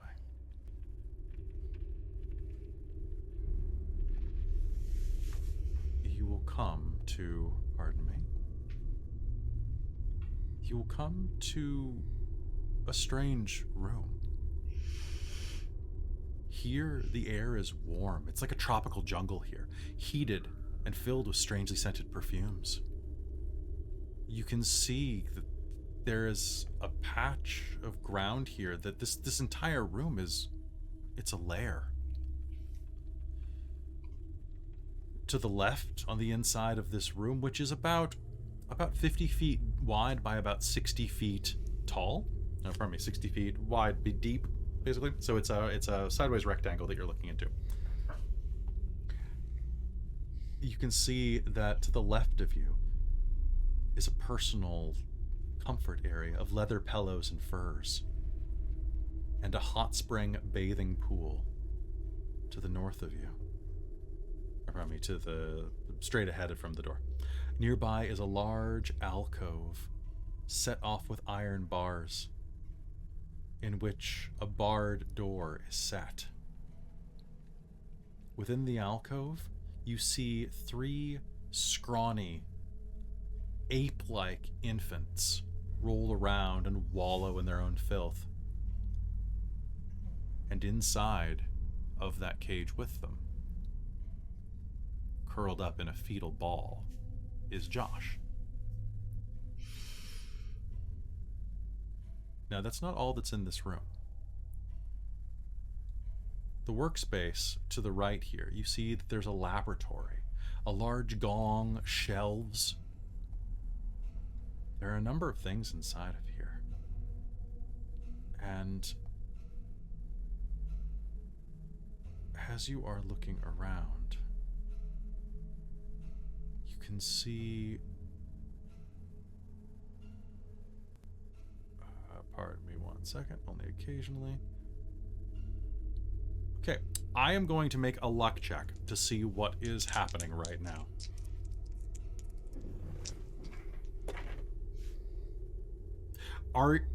Did anybody spend their luck below 12? Nope. Oh, 12, not yet. Nope, I'm at 17. Okay. 34. As you're looking in this darkened room, you can see that there are a number of things. It looks like a laboratory to your right. To the left, let me redact something I said earlier. There's a cistern, like a little hot spring to the left. And then directly in front of you is this barred room. But lying on and amidst the furs, you will see a creature, warped, and directly in front of you is that. And as you look around the room, you're going to see that to the right, in the laboratory, sitting at one of the desks, is this strange serpent-faced man wearing these long purple and black robes. It sits at the desk, this laboratory overflowing with just strange accoutrements, ritual blades, and other items of interest. it appears to be lost in thought. Or perhaps sleeping?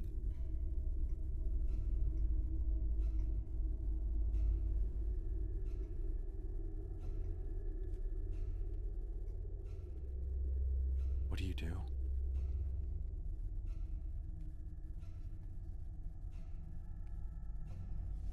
Margaret will mime to the others about shooting the thing while it's not paying attention. Yep, Sophie's like thinking the same thing. She's gonna like nod and like pull out her pistol.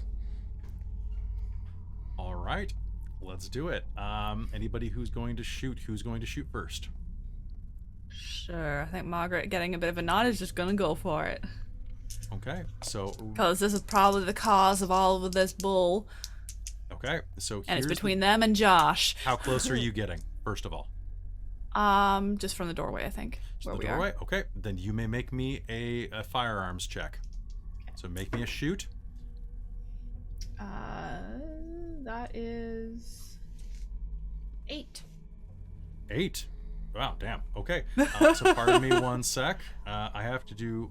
So he is like right there.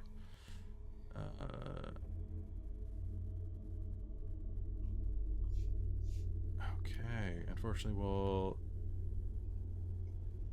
Okay, the door is loud. Okay, so that's going to leaning over the side of the gong. You're going to fire around, and yeah, that is going to hit. Roll me damage. Okay. And we are going to go into initiative then, because that's going to 7. wake. Okay, that's going to wake him up. Okay, a gunshot rings out inside of the room, and the creature's going to howl his head back in pain and turn to you, snarling in your presence. As he looks at you, I need everyone here looking at him to make me a sanity check. Yay. I think, yeah. 71. 90 over 58. Okay, you're gonna lose 2, Robin. Yeah. Kraz, you're gonna lose 2. 22. Okay, you're gonna lose 0. And Christine, what'd you roll? Sorry, sanity? Yeah. 82. You're gonna lose 3 points of sanity. Okay. Who else was planning to fire? Sophie, you had your gun out. You can make me a shot. Cool. So this is with a penalty die, right? Why would it be with a penalty die? I thought all firearms start with a penalty Only die. if you take only if you take multiple. Only if you take shots. multiple shots. Okay, cool. All right. This That's is where, where- that's this where I was is- this- confused that makes with the sense. last roll. That's Okay. why I was confused with the last shot. Cool. Okay. All right, that makes sense.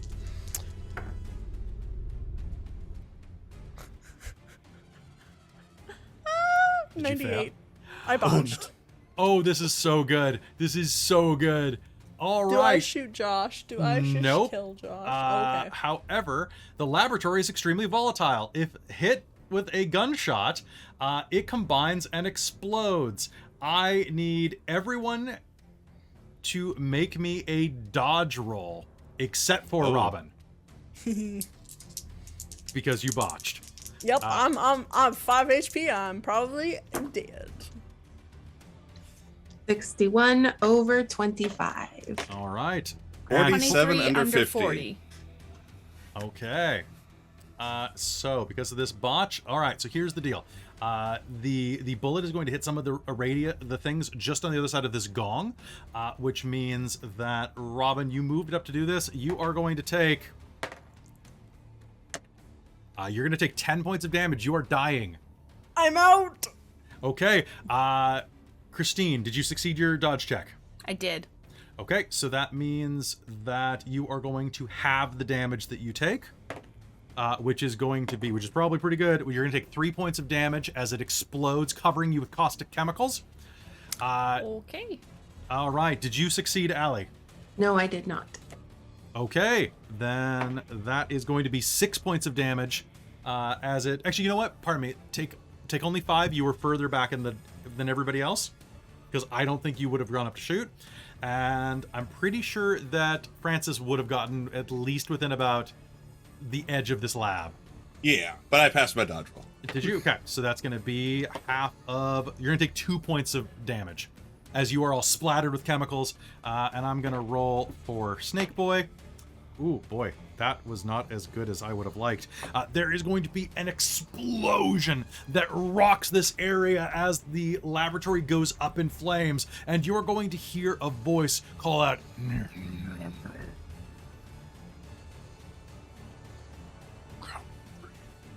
And I would like everybody who had a gun out, you do not have a gun ready, in my opinion, to shoot because you're all like dodged. So you'll have to draw and fire. We're going to be going on dexterity this round. So pop your base dex in, even if you are unconscious, because that is when you have to make your survival check. And let me just check this guy's hit points because this is where it gets sticky. You said our dex, right? Your dex, yeah. Oh my gosh, mine is so much lower than everyone else. Ooh, nice. Nice. Okay, so Margaret, Francis, and vice versa, depending on what you're doing. Then it is Sir Hiss, and then it is Sophie, and then it is Rose. Okay, it is going to be the beginning of a new round. Flame is licking against the walls. Green and black flame clings to the side of the chamber. Francis, I believe you're probably going to try to shoot. What would you like to do? Yeah, he's going to take... So everything's pretty much exploded at this point, right? Everything is in the process of exploding. It might explode again, if I feel like it. All right, then I'm going to take 3 shots, and I'm going to look at Margaret like, get Sophie, let's get out of here. Okay, so what I am going to do... Let's see, do I have any cover? So he dove. But that'll sacrifice his next attack. So... Okay. So, penalty dice. Okay, so you are going to have, you're going to have 2 penalty dice on your shots. So does it rally up like the first one has 1, or is it just Nope, extra it's 2 on for each all shot? of them. Okay, cool. According to So my just- quick sheet, so... So 2 penalty die. Yeah. Okay. Cool. So you're rolling 3 dice and taking the worst. Or best. So first- Well, yeah. So first one's a miss, but not a botch. That's good. It's very hard to Second botch if one- your skill is 50 or higher. Missed that one, and 95 was the last one. What's your Or skill? 50. Okay, so that's still not a botch. All right, so rushing, you're going to fire 3 shots at this creature that rises up. Margot, what do you do? I'm gonna take a shot. Okay, just 1 shot. Go ahead. You get 1 shot.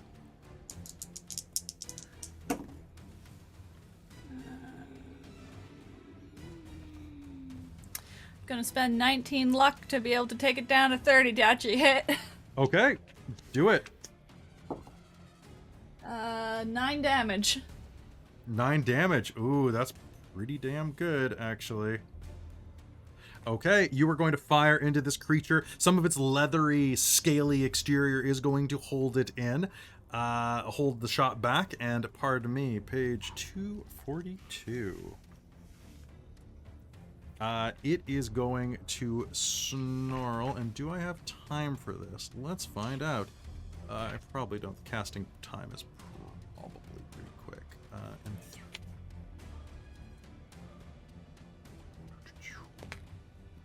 also, can I just say that Rose was the smart character this game? I just want to go out on a limb. And say she's it. like the weird one. Okay.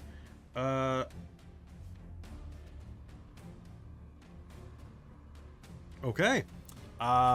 Francis, can you do me a favor? Can you make me a power roll? I can do that. Power. 31 under 60. 31 under 60. Okay, hold on 1 sec.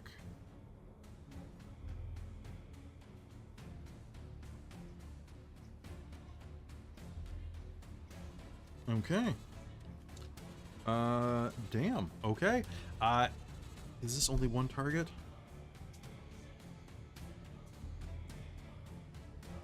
You know what? I'm gonna say this can affect 2 targets. So can you please can you please make me this roll as well, Margaret? Power? You said? Yep. Yeah, you'll probably succeed this. 74 over 35 for power. Yep. I rolled really badly. So both of you will feel this serpentine voice kind of pierce your ears as the creature tries to like reach out to you with tendrils of darkness coming from its mouth. Just, that didn't work. So hey, that's fun. Sophie, can you do me a favor and make me a con roll? If you fail, you die.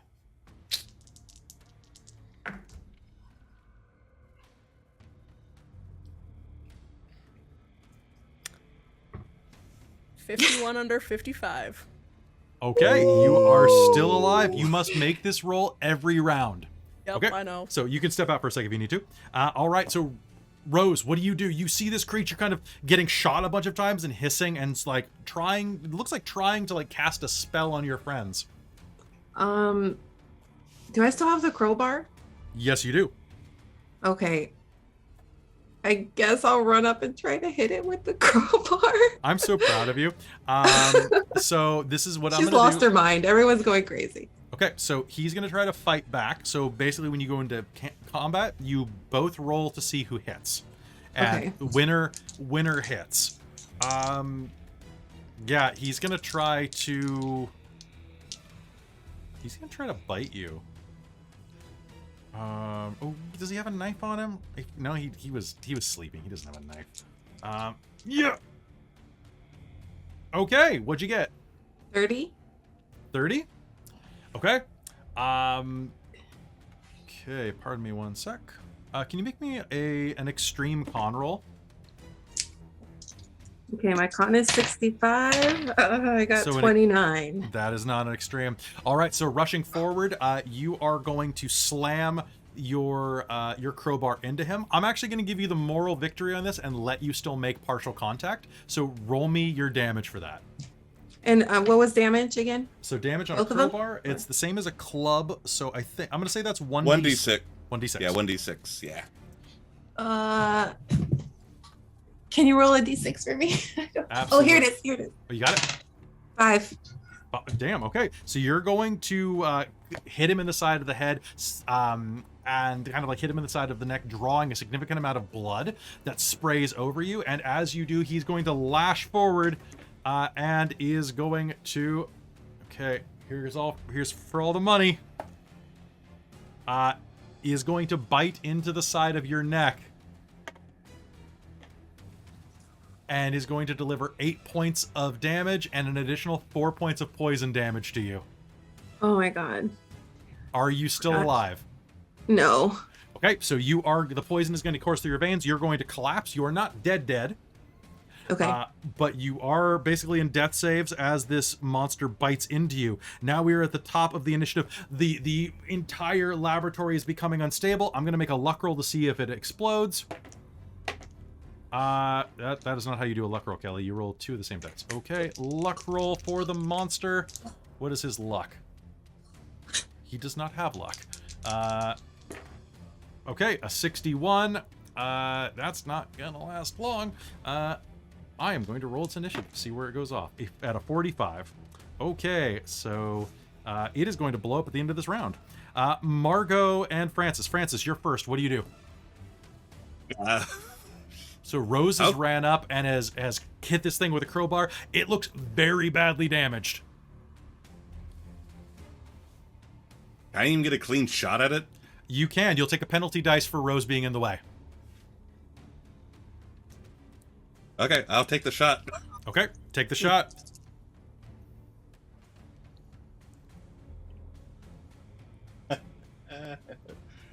Okay, so with disadvantage, what'd you get? 19 under 50. What'd you get on the other dice? So you got a 1 and a... 0. It was 9 or Oh, that would 19. have been so good. All right, roll me damage. Now I get to add bonus damage, because, yes. 12. 12? Okay, it is going to bite, and as it is loomed over, you're going to take a step forward, aim down the iron sight, and put a bullet through its head. Its brains are going to erupt onto the wall behind it, and Margot, it's your turn. What do you do? Okay, this thing it looks dead. Its brains just exploded out the back of its head. Okay, and this room is exploding around us. Josh is in front of you behind what looks like some type of gate. You think you see a lever on the wall that'll open it? I'm gonna try that. I'm gonna try and do it as quickly as I can. Okay. And see if we can get him out. Okay, rushing forward, you make me a strength roll to see if you can get this archaic bit of machinery to work. Okay, so do I need to get under or over? Under. Okay, 65 under 70. Okay, so it takes you all of your might, but you are going to pull this open. As you do, things are going to destabilize a bit more, and I need my good friend Sophie to make me a con roll. All right, here we go. Flames lick at your body. That's an 11 under 55. Okay, you're unconscious, but you're still breathing as the bits of shrapnel and bone that have impaled your lungs stay there. Sophie, the poison is Rose, the poison is coursing through your vein. Make me a con check. I believe in you. 51 under 65. Okay, you are still alive. All right, top of the new round, or at least it will be in 1 sec. So you are in the center. Oh shit, you're in the center of the lab. Okay, I'm going to see how bad this is. So, okay, Traz, can you make me a dodge roll? Yes. Or a jump roll? Your call. My dodge is way better. Okay. And right. 34 under 50. Okay, you'll take half damage then. Oh god. The explosion is going to rock this area, and you're going to be hit with 6 points of flaming damage. I'm still alive. You're still alive? Oh, thank God, man. As the fire rips up through you, Allie, your Rose is going to be kind of engulfed in fire, but you're still like, if you fall to 0 while then you're unconscious and dying. Cool. If damage greater than max hit points is taken in one attack, you die. Oh, so you only go to dying if you are dropped to 0 specifically. Oh, then because you went way over. We're way over. So Okay. I'm dead. Okay, so So much for being the smartest character. So you you feel the poison, your eyes kind of lull back, and then the lab explodes, blowing you to bits that rain over everyone. And I guess as that happens, you're gonna take your final breath as well, Robin. Yeah, because I was gonna say I had you gave me 10 when I had 5 HP left. Yeah, I'm sorry, buddy. No, it's fine. I wanted to die in this game, so there's gonna be an explosion. I was trying to get messed up. That's why I kept going. One of these snake fangs from the Snake Lord is gonna go right through your eyeball.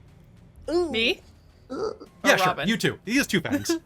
And I went out in a blaze of glory. I just needed to It's true. get that in there. All right, so Margaret, you are going to open the cage, and as you are there, like, Josh is on the ground, catatonic. Snakes everywhere. Snakes that walk. Snakes that walk. Snakes that walk. Slap, grab, fireman carry. Okay, and Snap out of it. okay, I want both of you to make me a luck check. Okay, Jace. Don't fail me now. So you and Traz, if you're trying to get out of here, make me a luck check. Oh, Did you no. roll a 1? I did!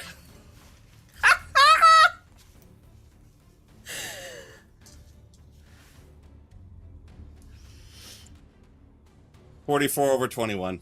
44 over 21. I'll give you an advantage dice from that 1 because she was that stupidly lucky. Margaret's turning into the plucky character. Nope. Okay. All right, you are going to rush out, making your way toward the exit, running as fast as you can as you progress you're going to hit the rope, start climbing up, pulling Josh up with all of your might. The two of you reaching down kind of where you've tied him up, pulling him up, and beneath you're seeing all of these monkey-faced degenerate creatures running around, hooting and hollering and howling up at you from the bottom of the pit. And that is the moment that from behind you are not going to hear until it's too late a very familiar white shape that you saw at the beginning of the night. Traz, I need you to make me a contested strength check. All both of us, or Just Traz.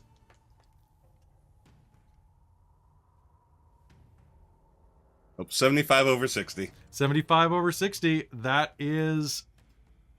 Did I knock that over? No, I couldn't have knocked that over. That is a 66 under or over. Let me just check their stats.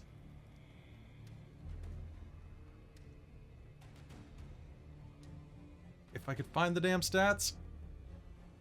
Okay, come on. Degenerates. Strength. That's going to be a fail. And you failed as well? Yep. Okay. I want you to make me a dexterity check. With a penalty.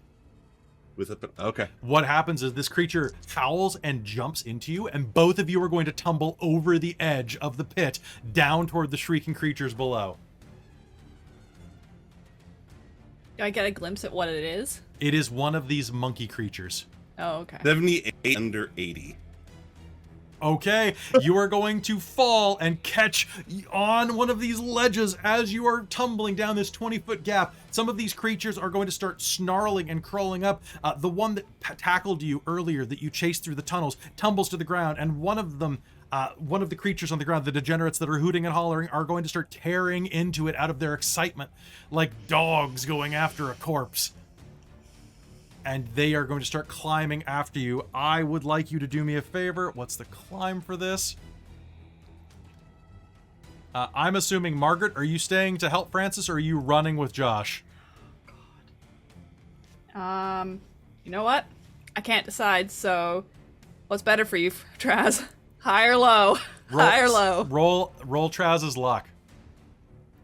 Oh, I have to meet his luck? If you roll above his luck, you run. Okay, what's your luck? 21.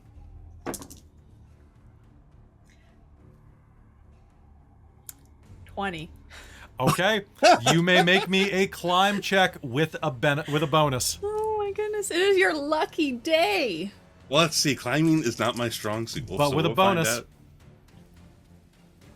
I had a bonus last time, too. Well, late. You still broke your ankle. 78. With a bonus? I rolled 70 and 80. Ouch. Oh man, how much luck do you have? And what's your climbing score? 20. I don't have enough luck for this. Okay, you're going to start to climb up, and as you do, you're going to feel a pain wrap around your broken ankle.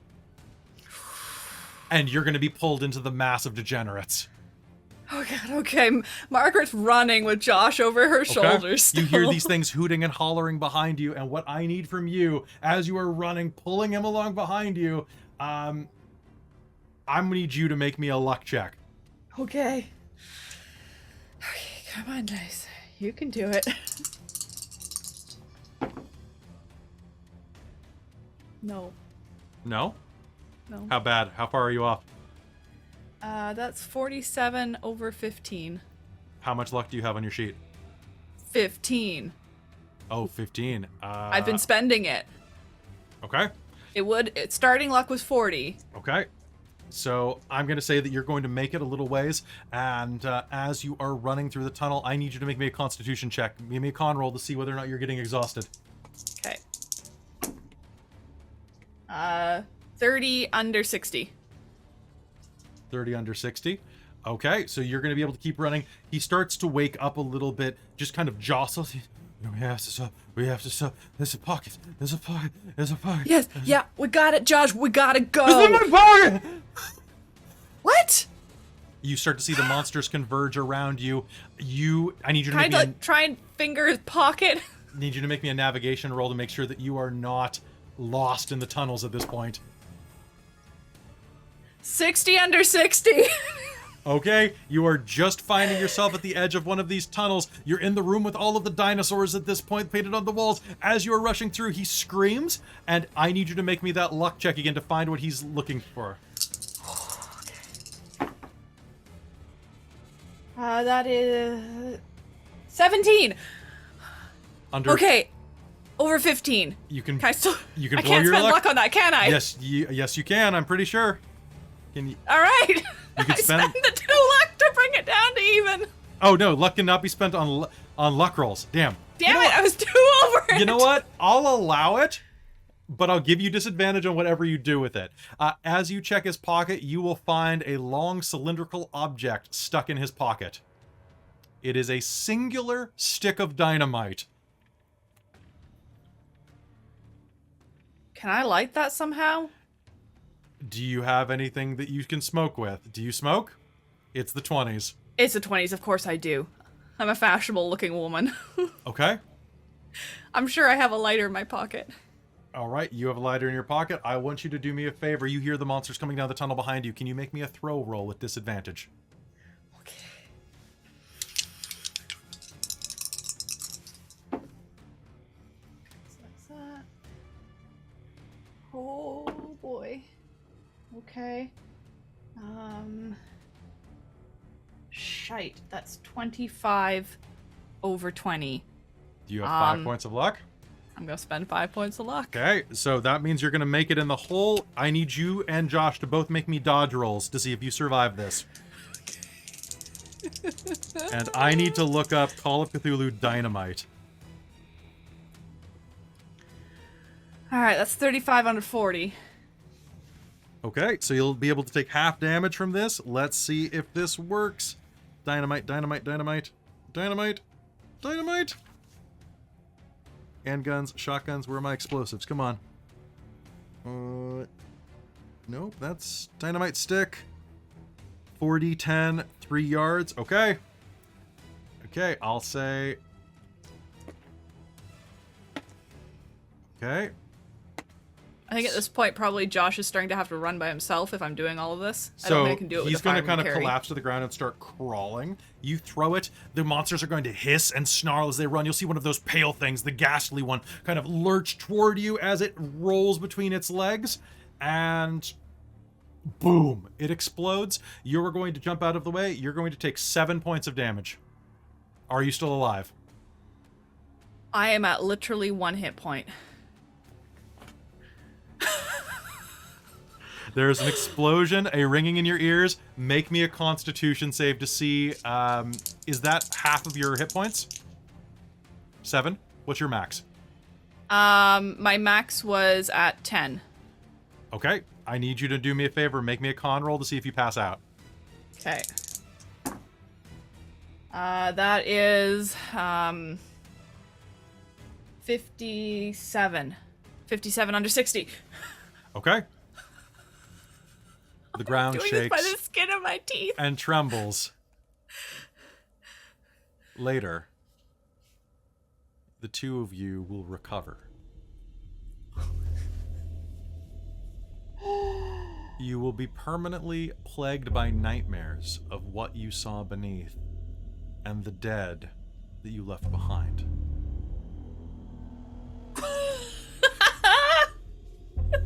You and Josh are never quite the same again.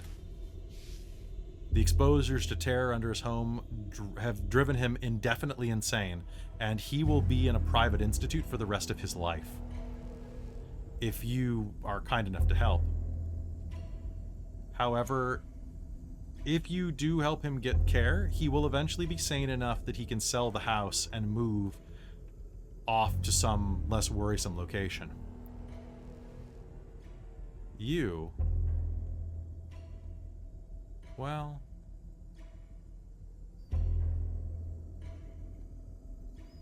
you know what dwells beneath the earth. And when you sleep at night, you dream of your fallen friends and the subtle, soft touch of serpents on your bare, pink skin. I feel like this makes her more inclined to just spend all her time flying to get as far away from underground as possible. Nice. All right, so that is going to be this. That is going to be this episode. So you guys did it. Well, you survived. Well, so shit. No. Siasya Chris, you managed to kill the Snake King. So that's pretty impressive. I was really brutal with some of those attacks, though, like the blowing up stuff. Sophie That was literally was really fun. useless throughout this whole thing for like actual attacks. I missed on all of my shots. And I were was so close to out of babysitting. luck, and I mean, I'm lost so much sanity as well. Nice. I Oh, barely yeah, lost I- any, there. but I'm dead. I lost almost half my sanity. That's so It took good. like all of my hit points at once. He Well, it's funny though, 'cause he I does was a trying to D8 die. plus a D8 in poison damage if you fail your con roll. I was trying to It's wreck my rough. character. It's why I kept going. But So I was like, yeah, we could have done safe and just turned around, or we could keep going. I think that's turned great. around. There's even a sidebar turn on this around. one of don't go to the cops. Because it ruins the fun if you go to the cops on these type of things, right? Like there's nothing down here. Nah. But did you guys have fun? Yeah. Oh, yeah. That was a Yes. blast. Literally. Nice. This is what happens when you bring me from the chat onto recording. I know, right? Well, But he kept his promise. He killed most of us. Yep. that's fine. You'll come back as Francis's brother, Franco. Now it's Franco's imports goods and services. Fair. Yeah, no, this was a ton of fun. And of course, Christine survived because she's Of invincible. course you did. I was trying not to. I know. You literally survived by 1 point. Yeah, Yeah. that's the best part. Yeah, no, I was so close, and I was like, Run. I just happened to have some higher stats there, so my skills are pretty shitty. Mm-hmm. And I was generally just barely making most of them, and failed several. I had But- thought that I would have one more gassed out, and that as you were making it into his tunnel, like as you were just making it into the basement, it would pull you back into the shadows. But I was like, it's a little cheap. I'll allow one person to survive. Someone has to tell the tale. Who lives Or who not dies? tell it. Well, but I was getting ready to have to make the decision of, okay, do I sacrifice myself or do I throw Josh at them? Go get him, Keep going. slugger. Get in there. You're all fired up. Nice. But no, I think another time when we do these, I need to try and check in, because quite often it seems Cthulhu ends up underground, because it's what is kind of a human fear.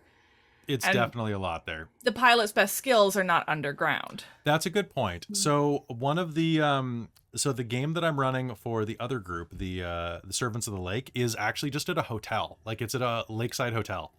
And all of the characters it's all lake-based stuff. So I think you might have been a little better even there. Well, I think the pilot would be a better character for a long-term campaign, Yeah. because then you have a chance where you actually might need to fly something, but otherwise all the points are in pilot aircraft, and everything else is pretty shitty for me. And mine was actually fairly good. Because all mine is a knowledge base, so like Yeah, good yours with was pretty solid, actually. languages. I really enjoyed her stats for that, because it was just like Same. Mhm. everything was very middle of the road. and I was just really surprised the way it works for like damage dealing, like and whatnot, and how you might be really strong, but your size dictates whether you do more damage. Well, Yeah, that's what So it doesn't matter how strong and good you are at doing something. It's I think your it does make a size. difference in real life, though. Like, Yeah. But for gun, like, because that's the thing is, it doesn't add to your gun damage. It's only melee damage. no. Which makes sense. I kind of like that I thought mechanic. the gun one said 1d10 plus DB. Yeah, you get bonus damage with the gun That's too. what Trazelta was doing so much. He was Oh. adding an extra D4. What? Or to did I his read that guns. wrong? You read that wrong. I'm pretty sure. Oh, did it? Oh, I did. It's just Everything the else is D10. bonus damage. Yeah, that's my bad. Though. Okay, that makes sense. Oh, well, then Okay, Trazelta that definitely makes died. sense. Yep.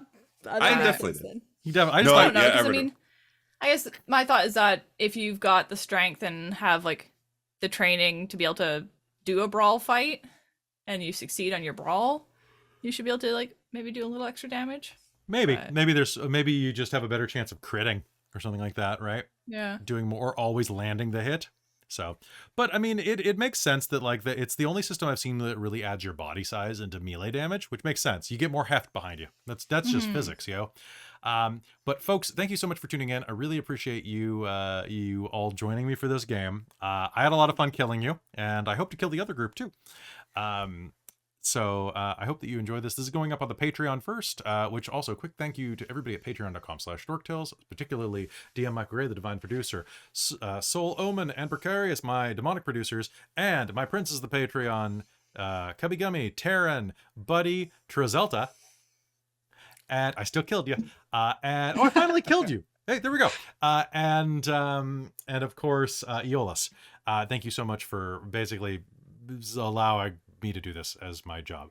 I love you so much. Thank you for like helping support us having better equipment and ability to do these things and pay for programs and whatnot that we need for editing and running everything. It is balls expensive to run a channel. I will tell you that. Running to do it well.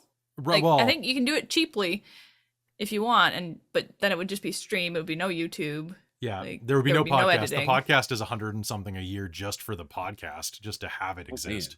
Right, because storage space on video on anything that's over 100 megabytes costs anyway. It's a ton of money. But love you very much. Thank you so much, and thanks for watching this while we're on vacation, folks. We love you very much. And we're really enjoying vacation. I hope we are. I am quite certain enough that I can say that for the future me. That I am enjoying not having to work. Right? Yeah, that's going to be at the very least. So excited. Allie, thanks for joining us for another game. It's always great to have you. Yeah, so fun. Yes, it was great getting to play with you. Yeah, I was so happy. Now I've played with everybody that I've been a fan of. Oh wait, no, not what's her name? Caitlin? The other one. Yeah. Yeah, you'll play So with you have to Caitlin. bring me back so I can play with her now. Yeah, that sounds good. Actually, No, but thank you. That was really, really fun. My costume was kind of a mess, so I definitely need to. Oh, I look mean, good. Mine is doing okay with the sepia tone, I think, but if you saw it like in real life, it's very modern. It's very, very modern.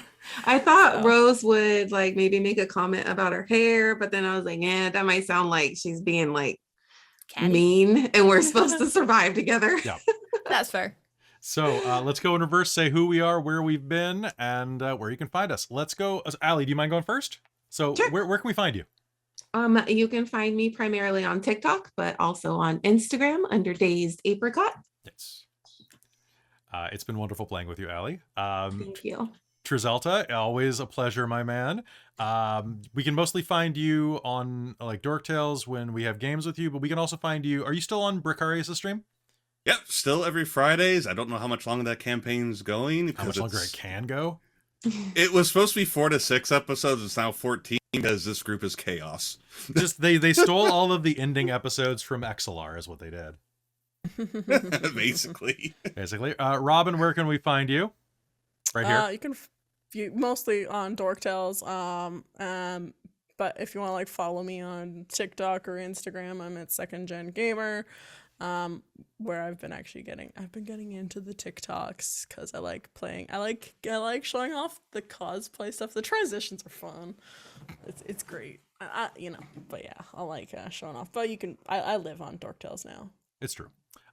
Christine, we can find you on your own channel too, though, can't we? Well, you can find me here, or you can find me on my own Twitch, where I spend most of my time. But you can also find me as Lady Liliana on, so not only Twitch, TikTok, Twitter, and Instagram. I'm not very active on Instagram, but Twitter, TikTok, and Twitch. All the T's. Yep. I'm everywhere on Dork Tales. I don't have a TikTok personally yet, but you can check out the Dork Tales TikTok, which Krista curates and does an amazing job. So Krista, if you watch this, thank you so much. Also, we got a bunch of other stuff happening this week while we're away. The How Do You Run Chapter 1 of Call of the Netherdeep is coming out on Tuesday night on Twitch. And I'll probably release it Tuesday night on YouTube since it's already up on YouTube for patrons. This is going to be coming out. I'm just going to finalize the day of the week that it is so that we can premiere it. But maybe Wednesday. I think I'll drop this one on Wednesday next week, and then I'll drop Servants of the Lake on Thursday and Friday.